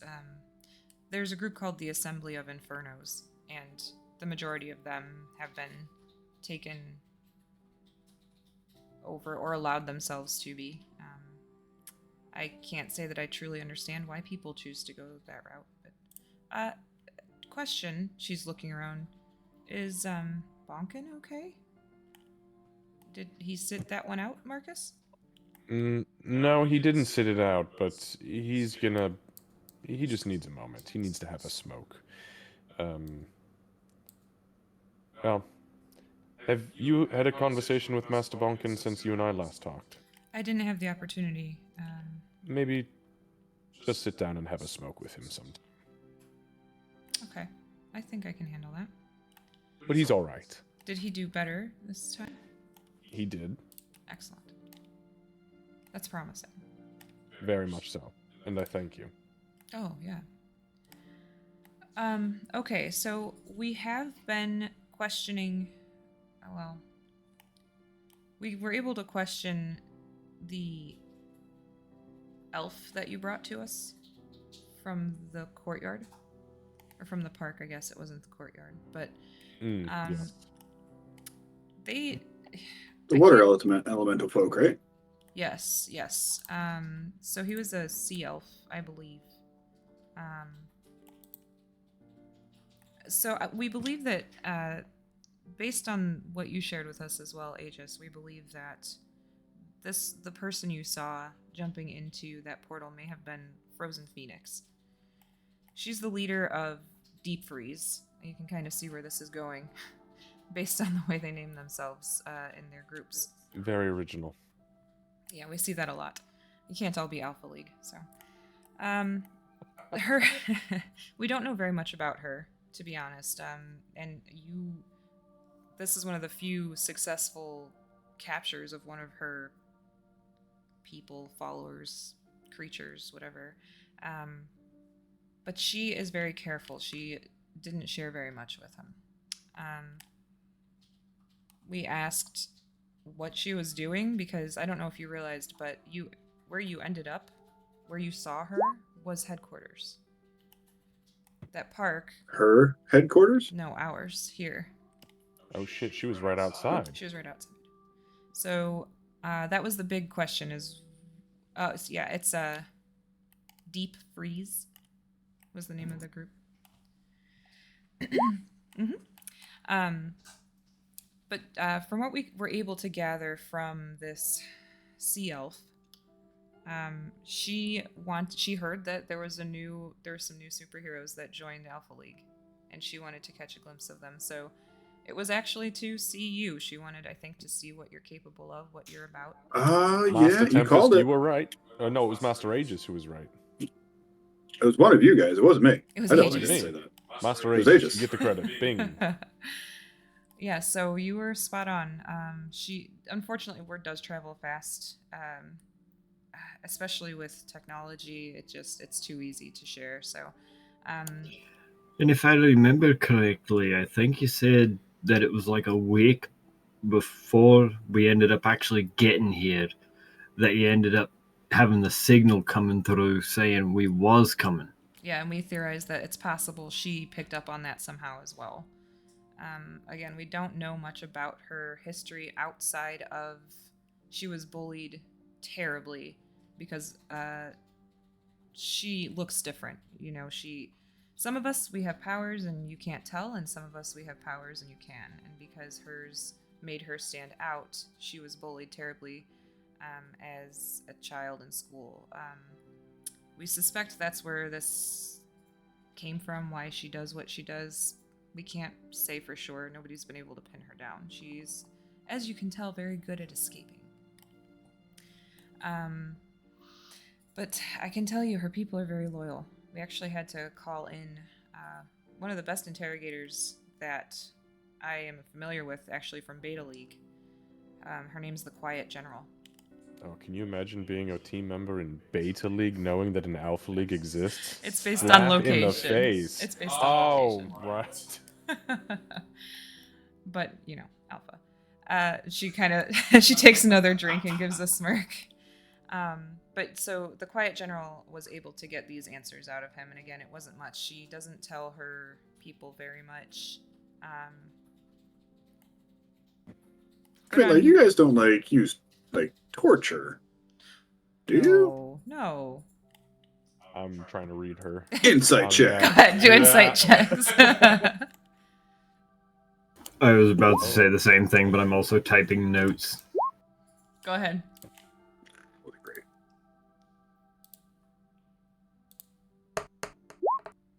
Jesus, You're Tempest. untrustworthy. Man, a +7, you get a 10. I know, right? That was a terrible roll. Well, we rolled the same thing, Tempest. Yeah, so you could tell she's trying to make sure Tempest doesn't feel bad. Tempest, you even are able to tell that she's just trying to make sure you don't feel bad. Okay, so I don't. When we call in the general, I step out usually. From what I understand, she just has magic that kind of forces the truth out of people, but I don't question her methods because we get what we need.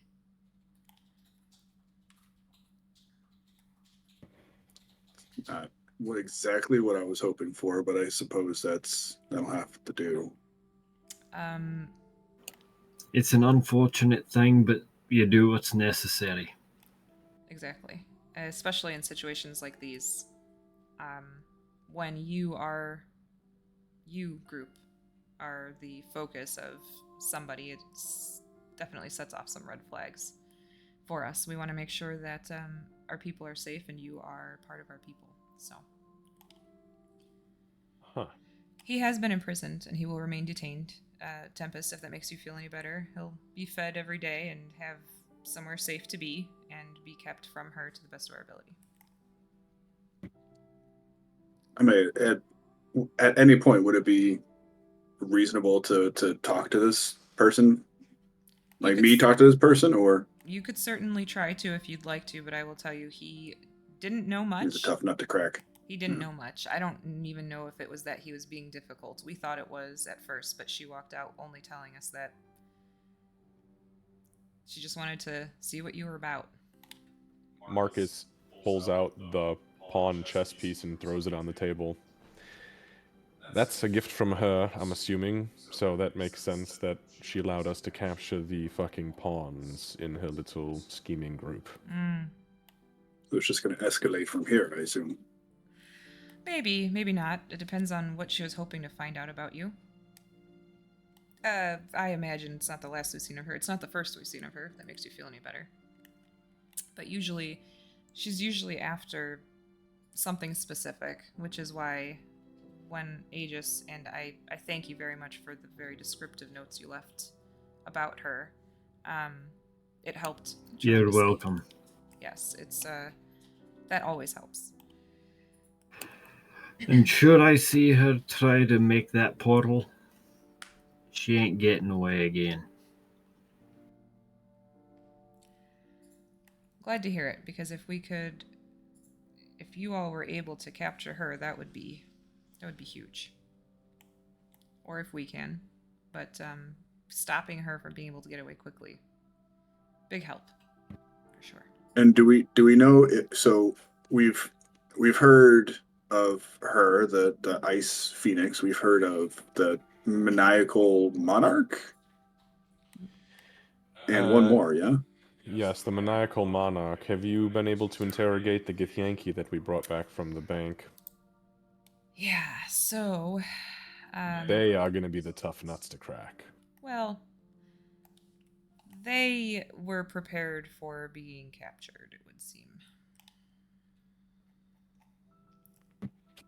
How Last prepared? resort measures. Damn it. I'm thinking back on my knowledge of Githyanki here. Do I know of, like, how they... Is this something that they would be instilled, like, in their society to, like, do? Or is this something that they were commanded to do? Kira and Marcus can both give me history checks. Because of your familiarity. Okay. So, Kira, you're not really sure. You didn't really run into them that much.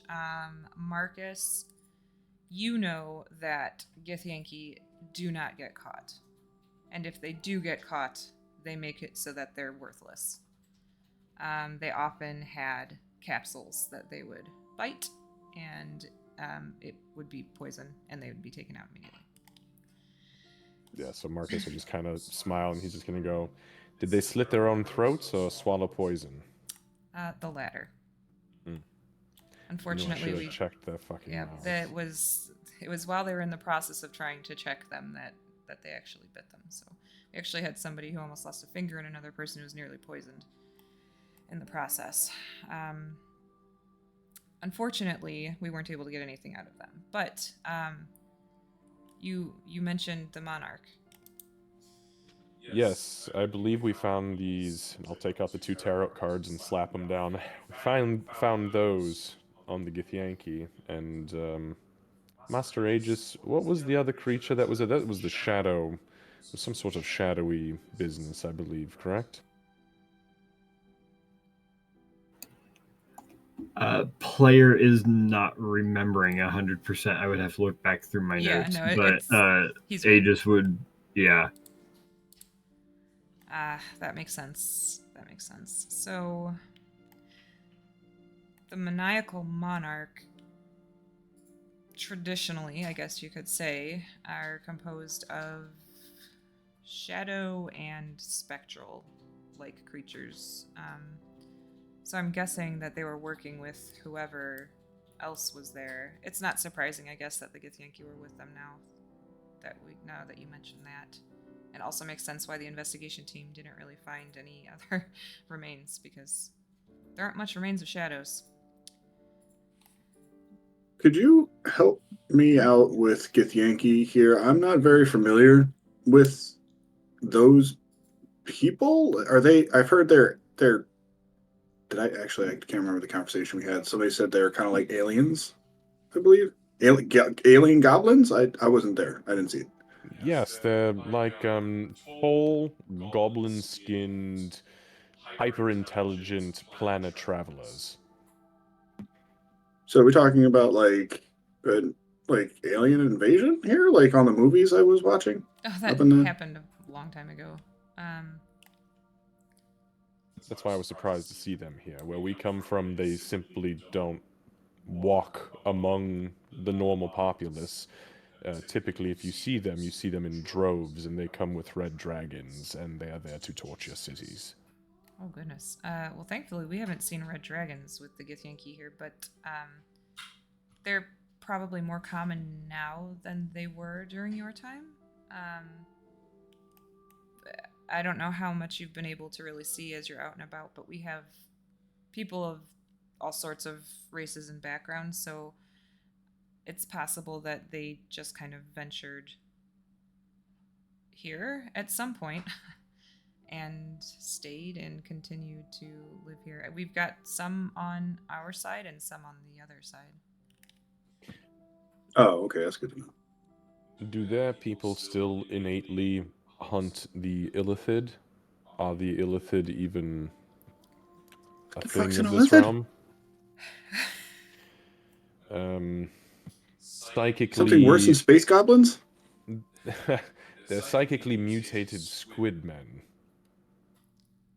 That was a very good description of, yes. So they do exist. They do not walk among our people. I honestly, I'm not. Okay, that's good. Had rumors of where they might exist, but to be quite frank, they're not a direct threat, so we've kind of left them alone. I don't know of anybody who specifically hunts them here. Okay. Well, good. Then the Githyanki are doing their job here and keeping them at bay. Yeah, at the very least, there's that. But they are robbing banks. Yeah, the Githyanki are. So we've got a problem. Right. Yeah. So back to these cards. I think that what they were. I think this message may have been for me. Being the leader of Alpha League has lots of benefits, but also plenty of cons. One of which being people are, well, one, they know who I am, and two, they try to get to me. So, You being the leader makes you the target. Often. Or at least the easy one. Yes. I'll be honest, and maybe you can tell, but I haven't been in this role as long as my predecessor was. So, it's definitely people trying to mess with me and see if they can shake me. This message in particular is kind of just like laughing. Haha, we got here. I think they thought they were going to succeed. And the plan was to leave those there so that we would know it was them. But the best way to explain the monarch is, have you ever dealt with... Oh man, I don't know how to explain it. I don't want to use the word playful, but it almost comes across that way. They cause trouble everywhere that they go, and sometimes it's very innocent and sometimes it's not. Kind of like a rambunctious child. Yes, a group of them, and quite powerful. Or perhaps a fey creature of some sort? No, that could be as well. We haven't been able to peg them. We haven't been able to... They always get away. Oh, yes, they're very good at that. Yes. Would Aegis have potentially run into anything like that? Go ahead and give, I guess nature or history. The faces you guys make when I tell you to make rolls. Well, it's the same either way. So should I go with the +1 or the +1? I'd say the +1. I don't know, Candace. That feels like a trap. Go with the +1. Yeah, I agree. Oh, I went with the other. You should have gone with the +1. What the fuck, man? Should have gone with the +1. No, I should have went nature. It doesn't really ring a bell. You are mostly dealing with the things that are right there in your face, attacking your town, trying to defend your people. There wasn't too much that you can remember that would be working with Shadow and then have that same kind of, troublemaker persona. Yeah, the whole trickster type Right. of deal. Yeah. I actually have a question as I am listening to these descriptions of things that I didn't see directly.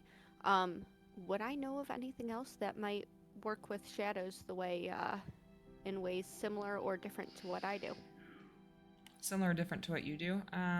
Yeah. What else deals with the shadows? Because Yeah. that's kind of my territory. Yeah, you can do history or nature as well. She had it Wow, ready I've to got go. a +5 and I still, Good thing y'all aren't fighting. So what I will say is that with a 12, you can't pinpoint any creature in particular that would have that kind of like personality to them, but there were plenty of ways to manipulate Shadow, if you knew what you were doing. So you suspect you would have to be familiar with Shadow to be able to manipulate it in that way, but once you knew, then she might kind of just as almost an afterthought, just or an absent thought. Just it doesn't sound like it would be terribly difficult to use the shadows the way you all have described, but if they don't have familiarity almost innately or something well trained, she just kind of trails off and goes back to contemplation about it. So do we think this shadow manipulation could be something more supernatural, or is this of a magical nature?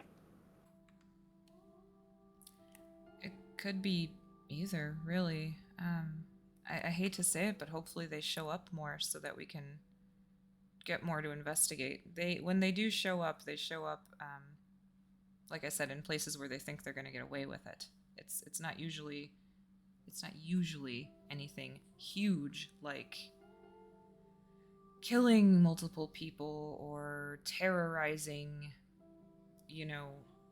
an entire town. It's usually smaller things like bank heists, things they know will be successful. The quick in and out jobs. Mm-hmm. I mean, yeah, if you're a shadow creature that can just phase through walls, then yeah, it's pretty easy money. And thankfully, go ahead. Apologies, Commander, but she looks past and over to Tempest.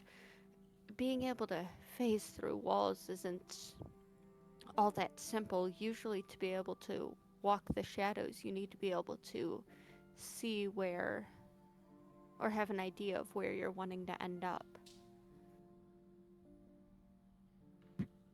So you're saying that they would need to know the lay of the land beforehand. And the technology has changed quite a bit. I am sure knowledge of how things connect has too, but at least anything I have experienced, yes. Otherwise, to blindly follow the shadows, that would be a dangerous thing. The shadows already hold enough terrors. Would it be possible? Lights on tonight. Would it be possible someone could do that, just going off of an approximate, like they only need to get maybe 5 feet past this area, but they can't see past it? Let's say I decided to walk through the shadows now. I knew that there was a space a little bit forward and to my left, just past, let's say there was a wall here. If I were to try and go through, and I would end up under the couch. That wouldn't do it all. I think it would need to be more than approximate. It would need to be able to see. So it needs precision. That makes sense because they're not, like I said, they're not huge risk takers. They do the things they know that they'll succeed at. So that makes sense that were they in the vault? No. They were just outside the vault. Actually, now that I think about it, So they couldn't see inside it then. Well, actually, if I'm not mistaken, Master Aegis, correct me if I'm wrong, I'm pretty sure that it was, like bars, like iron bars or steel bars of some sort in a large vault wheel, and you could see straight through it to the other side. Am I correct in thinking that? You could see into the vault, you're saying? I thought that's what I saw. Am I mistaken that, Candace? Is that what we saw on the map? So there was... I remember the vault wheel. I don't remember the bars The vault being door was there metal? that you're able to see through, Yeah, though. the Because I want to say bars- we stopped them before that. The bars were around the corner, and that was where the safety deposit boxes were. The vault door was all metal and had the wheel on the front. Gotcha, and there was no window looking Correct. inside. Okay, all right. Disregard what I've said. I've completely forgot. I'm not used to this banking thing. Yes, the I'm sorry, bank... banking thing? Oh, yes. Oh, yeah, actually, that The reminds me. Golden Sorry. Commander. Pull out your debit card and slide it across the table to you. You can put all your money in the bank, and you can just not have to carry coin with you and just use that thing. Yeah, so you look concerned, Tempest. You will be able to spend your money, but instead of carrying it around with you, the bank holds it and keeps it safe, in a safe similar to the one they were trying to break into. And your card, and she'll kind of like, she's not holding one, but she'll like motion to the one that just got handed to Kira. Oh, sorry. And I take Tempest's out. I forgot. I haven't seen you in a couple days. I'm sorry. Your card there, you can use that at shops and bars and restaurants to try to Who's on me? get off of me. Got a little excited there. Hey. But what if our coin is stolen in a successful heist? We're just talking about bank heists here. There's something called insurance. You're not responsible, the bank is, and you will still have your money. this is really to keep you from having to carry 20 pounds of coins on you if you want to be able to purchase things as you. Okay, Kira yeah, looks I'll put some unconvinced. money in. Yeah, I'll put some money in there maybe, but I think I might just keep the rest under it where I usually do in my bed. You might Under want my to bed. move that now. I'm not gonna tell you. I didn't. I'm not. No, I didn't. Nope. I didn't. Should not have said that out loud. We do have safes if you'd rather lock it in a safe.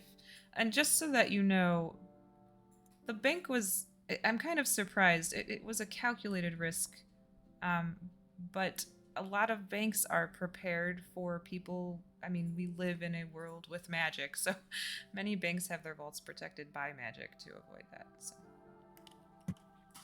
Oh, so that's how they couldn't get in. These shadow people couldn't get in before because it had anti-magic.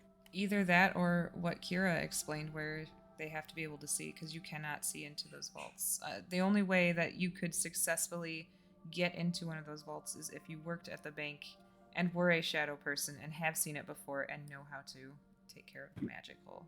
So it's not an easy thing to do. And none of the creatures we've encountered so far have used any magic, so... That's promising. Right, so, Yeah, that's true. I suppose this last one then, we went to, where the hell were we? We were... Oh yes, the statues. So, funny thing, we saw you. We saw an automaton that was essentially you, but the face was all screwed up. It was very disfigured and twisted, very large entity. We fought some mechanical birds and some lizards and small dragonlings that were made of, like, what would you say, Master Aegis? Copper? They melted under your bonfire. Well, I'd have to guess it was a bronze, probably. Wasn't quite the right color for a copper. Fair enough. We also encountered, the only living creatures we encountered were Dwergar. Dark dwarves. Oh, interesting. Okay. And that was at New Wave Tech. Yes, thank you, Master Aegis. So those were the only living entities we'd encountered. Then there was obviously the automatons, and then right before we left, we also encountered an entity that was stepping into what looked like a black portal on the ground, and it disappeared out of sight. It looked kind of like a mechanical jester. Okay. Oh, okay. Sounds awful. Not gonna lie. It was pretty terrible. Interesting. That is not familiar to me. We didn't take any of the dark dwarves alive, so sorry about that. No, that's fine. You have to make sure you survive, first and foremost. If they're a big threat, then... okay, yeah, that... So, the statue... Well, they're all statues, but... I'll also go ahead and offer any additional information that I had found out from my Arcana check on the portal. Okay. Yeah, sorry, I didn't send that to you. I will, though. Interesting. So basically, Aegis, what you were able to surmise is that it was definitely teleportation magic. It was not, like, ice-based, like kind of what you saw from hers. It almost had a metallic look to it, like if the thing was jumping into a pool of, like, metal.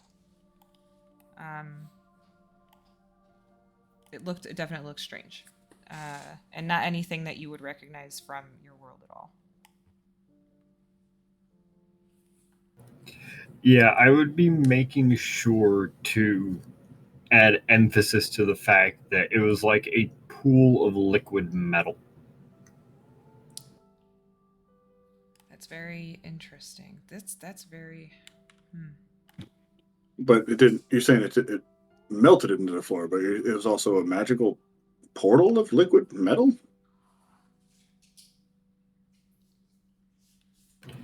I don't know if you'd say the portal itself was liquid metal, but it sure had a kind of look and consistency almost to it. That's interesting. I'm trying to think of any other groups. I really hope that we didn't just come upon a new group. And by we, I mean you all. Where did that one come in through us? That call? No, that came in through the watch Oh, okay. dogs. How was fighting with them, by the way? I've never been on a mission with one of them before. Let's just say we met one guy with a big hammer, and then afterwards we went out with him when he got dispatched to New Wave, and then we met somebody else with an even bigger hammer. Okay. Maybe hammers are their favorite weapons. All I know is the second one had a head on the hammer big enough to go ahead and basically just put me inside of it. That's quite a large hammer. It's true. Working with them was good. They were very quick to take to tactics. Everybody followed very close instruction, and honestly, we swept that place faster than I could have possibly imagined. I think we were in and out in less than 30 seconds. And what was the call for? They were stealing some sort of technology. We didn't get the call, actually. Right. That was a conversation I was going to have with you because it came through on Master Jared's whatever thing, divination crystal, I don't know. His phone? I guess, yes. There was an alert that came through there, and then when we got there, Bowtie was also there. Interesting. So, the Watchdogs are... They are a good group. They are people who want to help, but don't want to be obligated to help in most cases.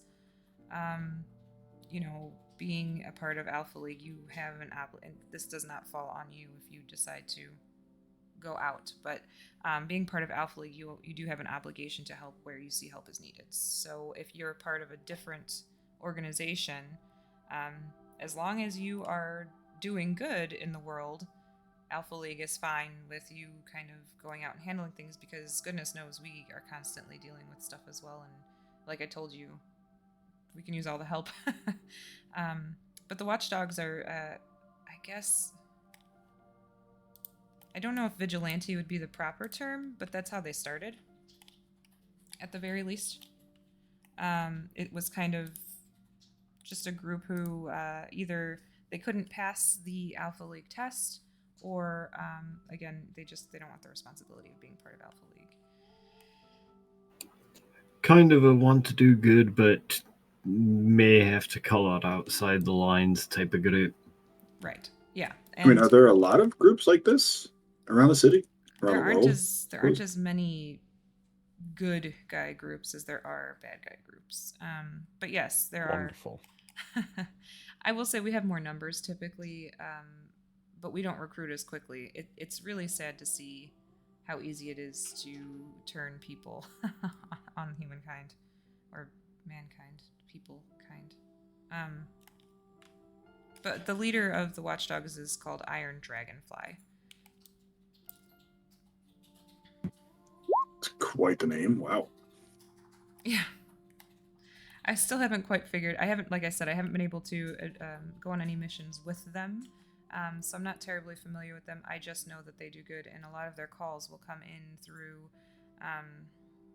something. It's basically a reporting system. So if you hear of someone who says they're going to do something bad, you can report it to this system, and the Watchdogs tend to intercept those. It's usually smaller things like, a warehouse that's going to have things stolen from it. If they can't get to it, then it will come to us. Interesting. Right. As far as that is concerned, then we completed their call. Do we have to file paperwork for their organization to pay us a cut for assisting their members, or do we get paid the same as we would a mission that we were sent out from here? We have kind of an agreement with them. We'll pay you and they'll pay us. All right. You can credit it whenever you're ready. Okay. Let me find out some details about what went down and I'll make sure you all get paid. Marcus, you're really catching on to how this works. Yes. Wonderful. And I intend to fill this chip as high. He looks down, realizing he's not wearing his gauntlet. Never mind. Oh, yeah, he's changed. I forgot you changed your clothes. I'm like, where the fuck's his Yeah. gauntlet? Yeah, now he's wearing his sweats. You lost your debit card. And just as a note, on that note, if you lose your debit card, make sure that you let somebody know right away so that we can get you a new one and nobody else can spend your money. Because if somebody has your card, they might be able to get away with spending your money, so just don't lose it. Tempest, stop looking so concerned.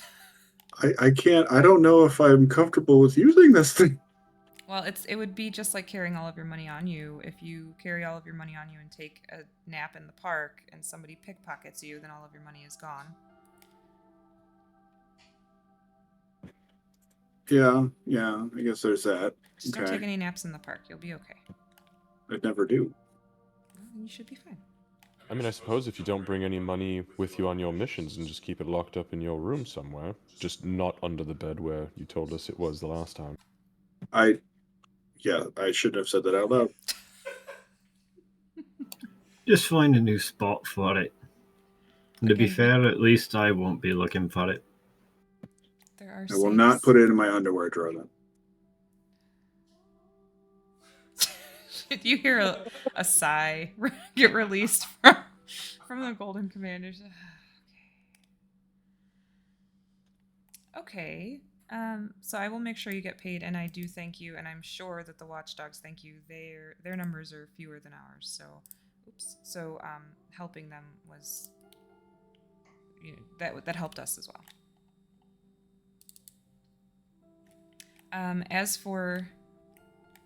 As for the Frozen Phoenix, we are right now doing research to try to determine her whereabouts. She does make it very difficult to catch her. From what I understand, anytime she's been seen, she has gadgets that help her to either win or escape. So Yeah, we're aware of that. I found a couple of machines that were pumping out clouds that hung low on the ground, like a wizard's fog magic, or interesting. So fog machines. There were giant water creatures that seemed to stay inside the circle where the fog was. They were terrible. But once we destroyed the machines, they became very, very weak and ineffective. Kira looks like she's trying very hard to not react about more machines getting destroyed. Yeah. Leona, she looks like she's trying to think it through, and she's a fighter. She doesn't do the thinking. So I'm going to maybe run that past our research team and see if they can make anything of that. That's very interesting. I'm sure there's a purpose and there's a reason that those creatures stayed there, but that's good to know because in the future, if we see random fog machines, we'll know we should probably take care of them quickly. Mm-hmm. And we weren't able to. She's very carefully making her voice even. We weren't able to retrieve any machines this time, but going forward, we will do our best to make sure that we can bring them back so we can better understand.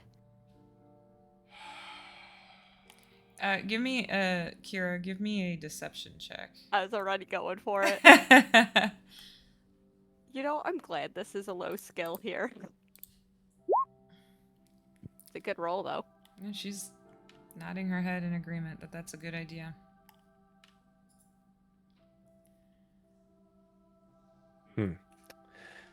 Right, so any potential leads at this point? I think that if we're going to focus fire locking these bastards up, if you've got information on this frozen phoenix, is there anywhere we might be able to begin kind of taking a look? I need to shower. I actually, you know what that reminds me? I need to buy more ammunition. I am a terrible shot. I hadn't actually asked you. You know what? Never mind. I'll ask Sevis when I see him again. Okay. If there's anything I can help with, let me know. There, you can always train. But yes, definitely you can get more ammo from Sevis. He's on duty almost all the time. I'm pretty sure he doesn't have to sleep. I don't know. Mm.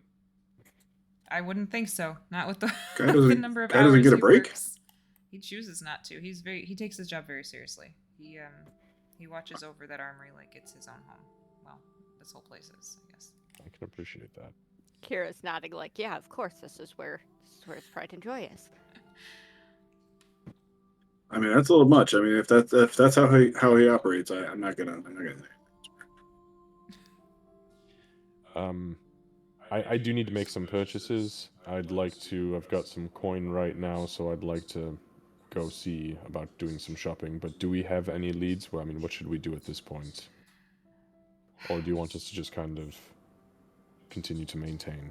Well, for right now, we're gonna maintain, but it's not for lack of trying for leads right now. So as soon as we hear something back, whether someone else is able to capture one of her members of her team, or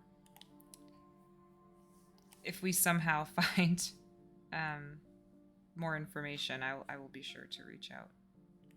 That being said, she's probably... Sorry to cut you off, but is there anywhere in the city, quickly, that you typically see her goons or cronies lingering about? Somewhere that we might be able to maybe patrol and get lucky and... Just if there's any downtime, I mean. So I would say, just based on what we know about her, probably, I mean, her whole group is water or ice based. So we have ice skating rinks, there are pools and you know, small bodies of water that I imagine they need to be around at some point, unless they have somehow found some place out of view.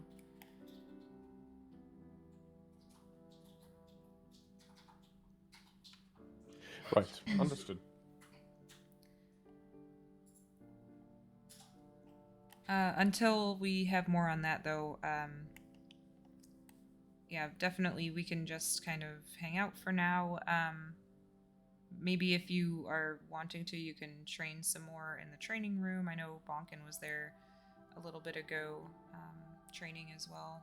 And yeah, as far as needing to make some purchases, obviously it's at a huge discount. So, you know, please feel free to speak with Sevis and he'll help however he can. All right. Before we go, do you know anything about these?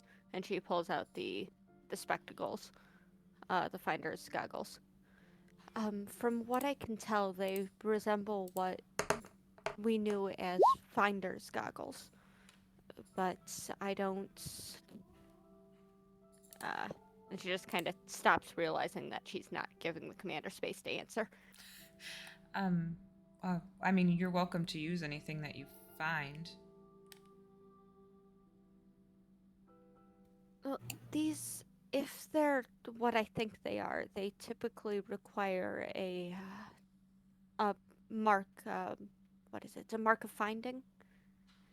And well, I haven't the faintest idea where that would be acquired here. Would Aegis recognize the name for the mark of finding at all? You can go ahead and give me a history check.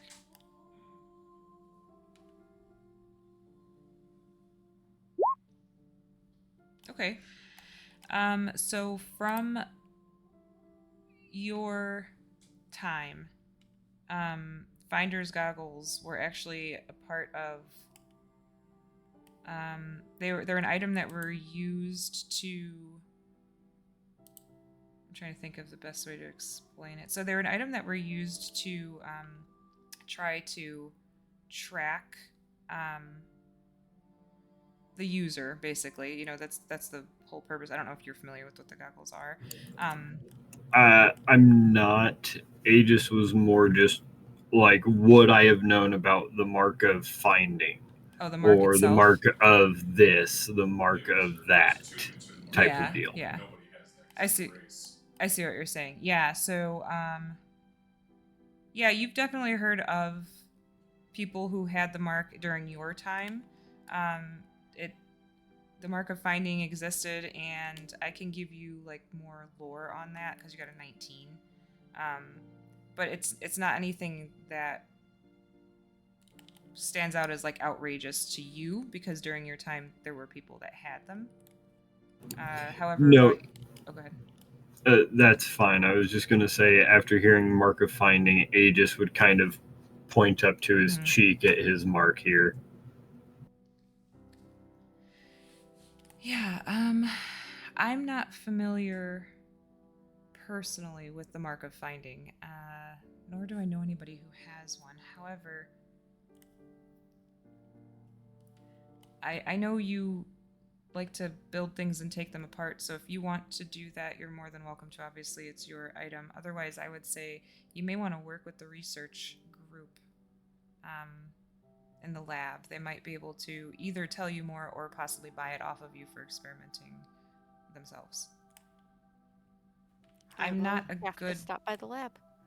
I'm not a good person for history, to be honest. I that was not my best. PE was my best subject, but PE, physical education. So in our time, people can be very lazy and have to be taught to get up off their butts and do things a few times a day. People have to be taught to move? To be active, yes. Life became, over time, with advancements in technology and advancements in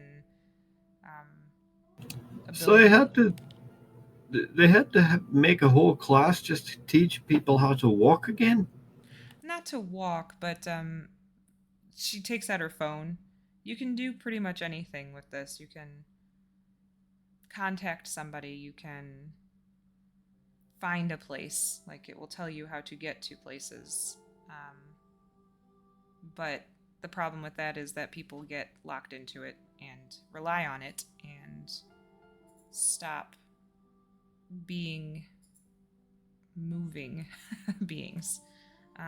Can I use that to like find other music and Yes. and like play music? Is that what that does? Yes. You can play music on it. Are those devices something we could requisition? I am already working on that for you. Oh, that's gonna be my next question then. The only reason you don't have them yet is because I wanted to make sure that they were functional for your needs. I'm trying very hard not to throw too much at you, although it may not seem that way based on everything you've experienced the past few weeks. I guarantee I'd need at least a couple of weeks to learn how to use that thing. Yes, I often do if I get a new one. So, no judgment here. But I mean, just tell me how to find the music is all I'm really interested in, really.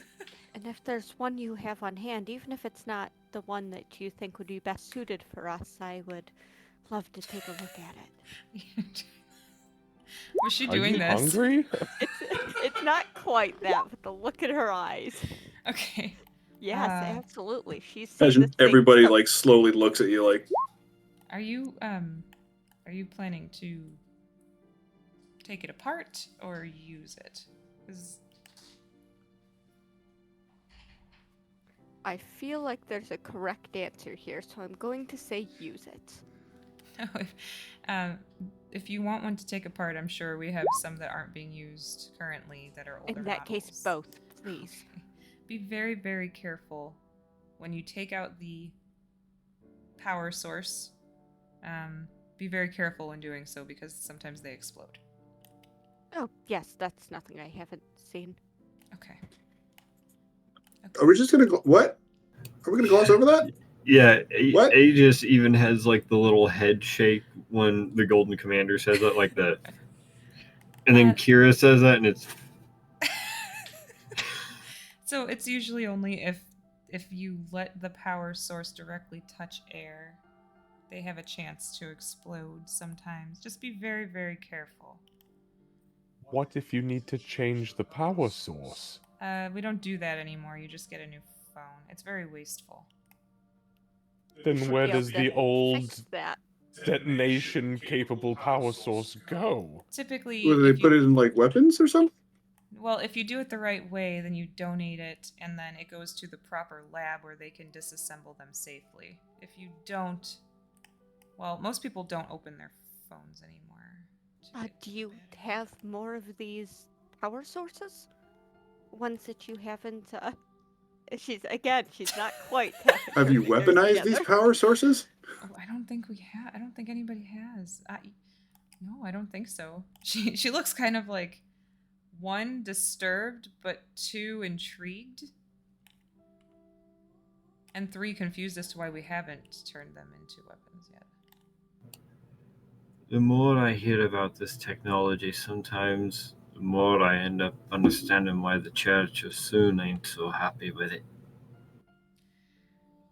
Yeah. They just don't understand it. So just to summarize what we're talking about here is that little device in your pocket not only causes people to wither away, but it also may explode. If you That kind of don't, how a very powerful magic item. well, the answer to both Yeah. of those is if you don't use it properly, yes. Okay. I mean, Yeah. really. I think is I'm it good so, with that for a while. Is it so different than Min or other creations? If you invert the invocation laid into half the magic items, they'll explode as well. So you're telling me that if Min is exposed to air, there's a chance she's going to detonate? No, I handled her power supply properly. Maybe you Well, I should teach these people how to handle their power supplies properly. I think I see where Kira's going with this. So basically, if I play the wrong note, then somebody's, instead of healing one of you guys, your head will explode. Wait, Precisely. is that actually how that works? If you miss incant and you're trying to heal me, you can tear an arm off and blow my head off? What? Maybe? No? That's a To be 10 I don't think fair, so. Look, I'm really. I mean- This the saxophone thing is new for me. I'm pretty sure it won't happen. I'm like 90% sure it won't happen. question, because I as a player know the answer to this. What do you want me to roll for if Aegis would know? Oh, for if that's how Tempest magic works? Just kind of like healing in general. Oh my gosh. Medicine? Do medicine. No, it's magic though. Either medicine or arcana.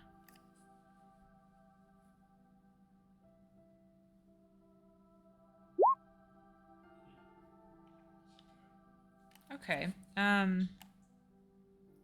Yeah, I would say you got a pretty good handle on how that works. Look, Tem is a very good teacher, but I mean, sometimes, you know. So, I guess my main question, so that way Aegis can better answer. Mm-hmm.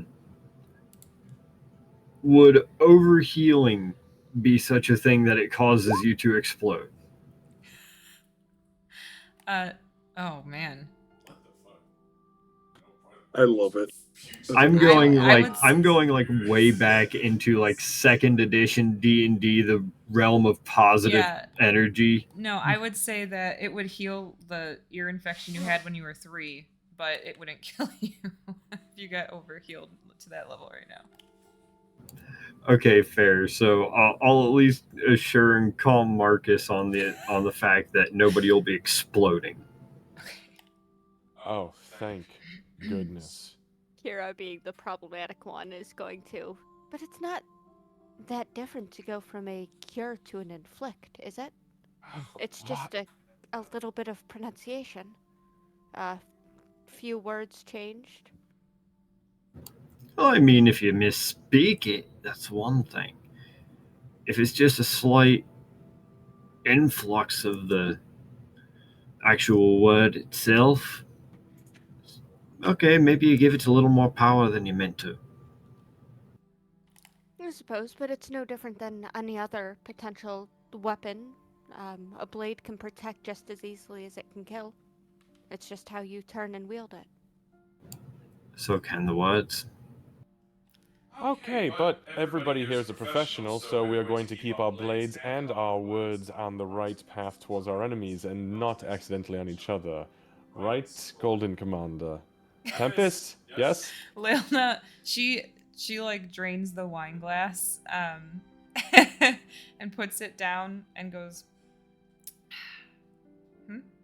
yeah, Clearly, you guys fucking lost her What's it a long listening? time ago.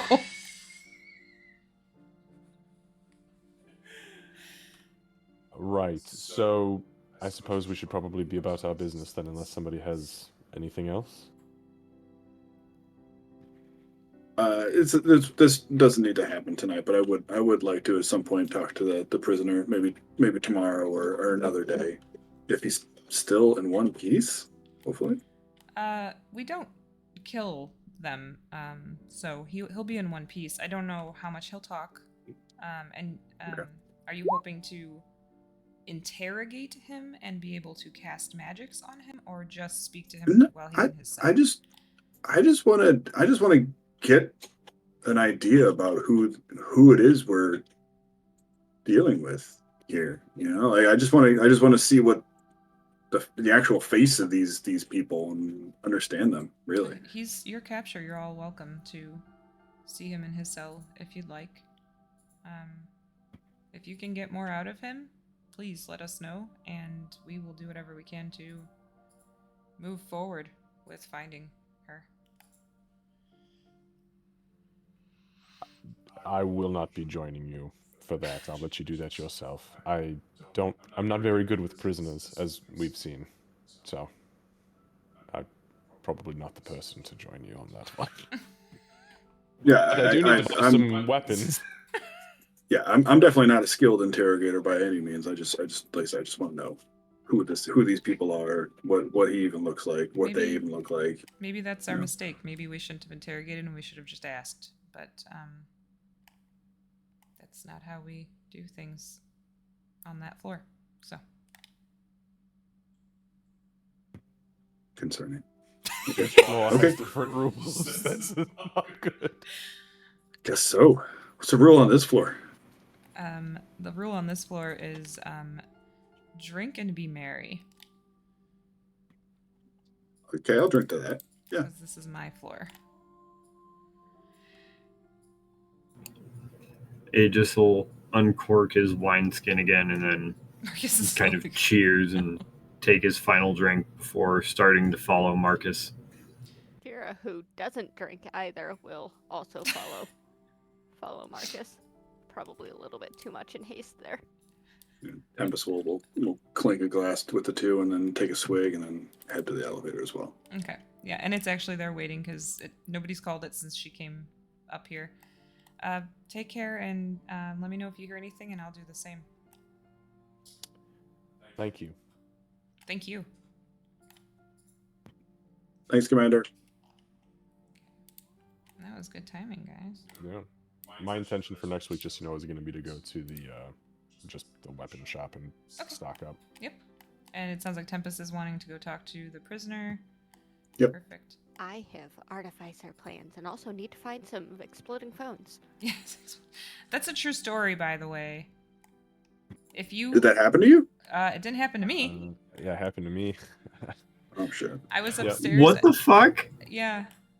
So, super long story short, this was over the summer, early summer.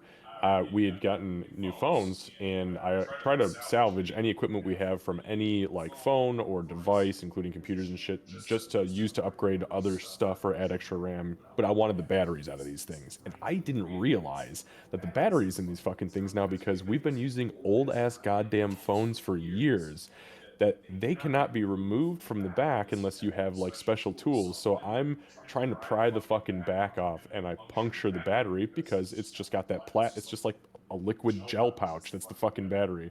And as soon as it hit air, all of a sudden smoke started coming out of the phone, and I was like, that's kind of weird. All of a sudden the smoke got thicker, and I was like, oh fuck. So I'm looking around, I'm like, shit. I threw it out in the backyard and up in fucking flame, and the smoke was billowing out like a like a chimney. It was crazy. And yeah, I got really lucky and managed to put it out. If it's exposed to air or water, it's supposed to like make it 100 times Yeah. worse, but I put so much water on it that it just drowned it out completely. Well, I felt so bad It was too. bad. I was taking a shower because I had just finished working out, and I come out and I'm like, oh, it smells like acrid. That smells funky. And then he's got this poor guy is trying to deal with all this. He put our 2-year-old in the downstairs bathroom and turned the fan on so that he wasn't anywhere near it and like breathing that shit in. And then he's outside throwing buckets of water, and I'm like, what happened down here? And then I was like, You "We come don't in. have You a come in fire like extinguisher." Troy. You're coming in on like Troy in Community. What the fuck happened? So Oh what my I'm goodness. hearing is I need to rig a little pincer device to puncture the phones before we toss them at the enemies. It's like a Yeah. grenade. Stab the phone, throw it at an enemy. Exactly. How are we I'm gonna telling you, a few seconds later, that shit's going up. It definitely. That is one lesson I only needed to learn once, and I thank God it didn't blow up in my fucking face. Well, and I learned from it too because I was trying to fix the baby monitor the other day, and I realized that I couldn't get the battery out. I'm like, nope. It's because it's the same fucking thing. He's They're probably all older this than I am now. lithium, liquid lithium shit. Ion. It's nuts. Mm-hmm. Scary, man. But really good session. I'm so happy y'all are here, and yeah, next week I have to plan for some things. Yeah, it seems like we're going to be getting into downtime again. Yeah, I'm thinking we probably will. I might try to do that in between sessions so that way we don't spend a ton of time on it during the session unless it's something that really needs to be role played out. So I'll probably send you guys a message during the week this week. I was about to say the only thing Aegis would really be concerned about was getting everybody like a set of manacles. Okay. Noted. My big thing Alright, is going guys, to we're be gonna go seeing raid if the commander can get me that Thank missing you all for part so being I can here. I'll start see exploding you things. I mean, next creating things. There you go. We'll see you guys next week. But seriously, thank you all I for know. this. I didn't hear that I part. missed you guys so much over the past 2 weeks. It Oh, was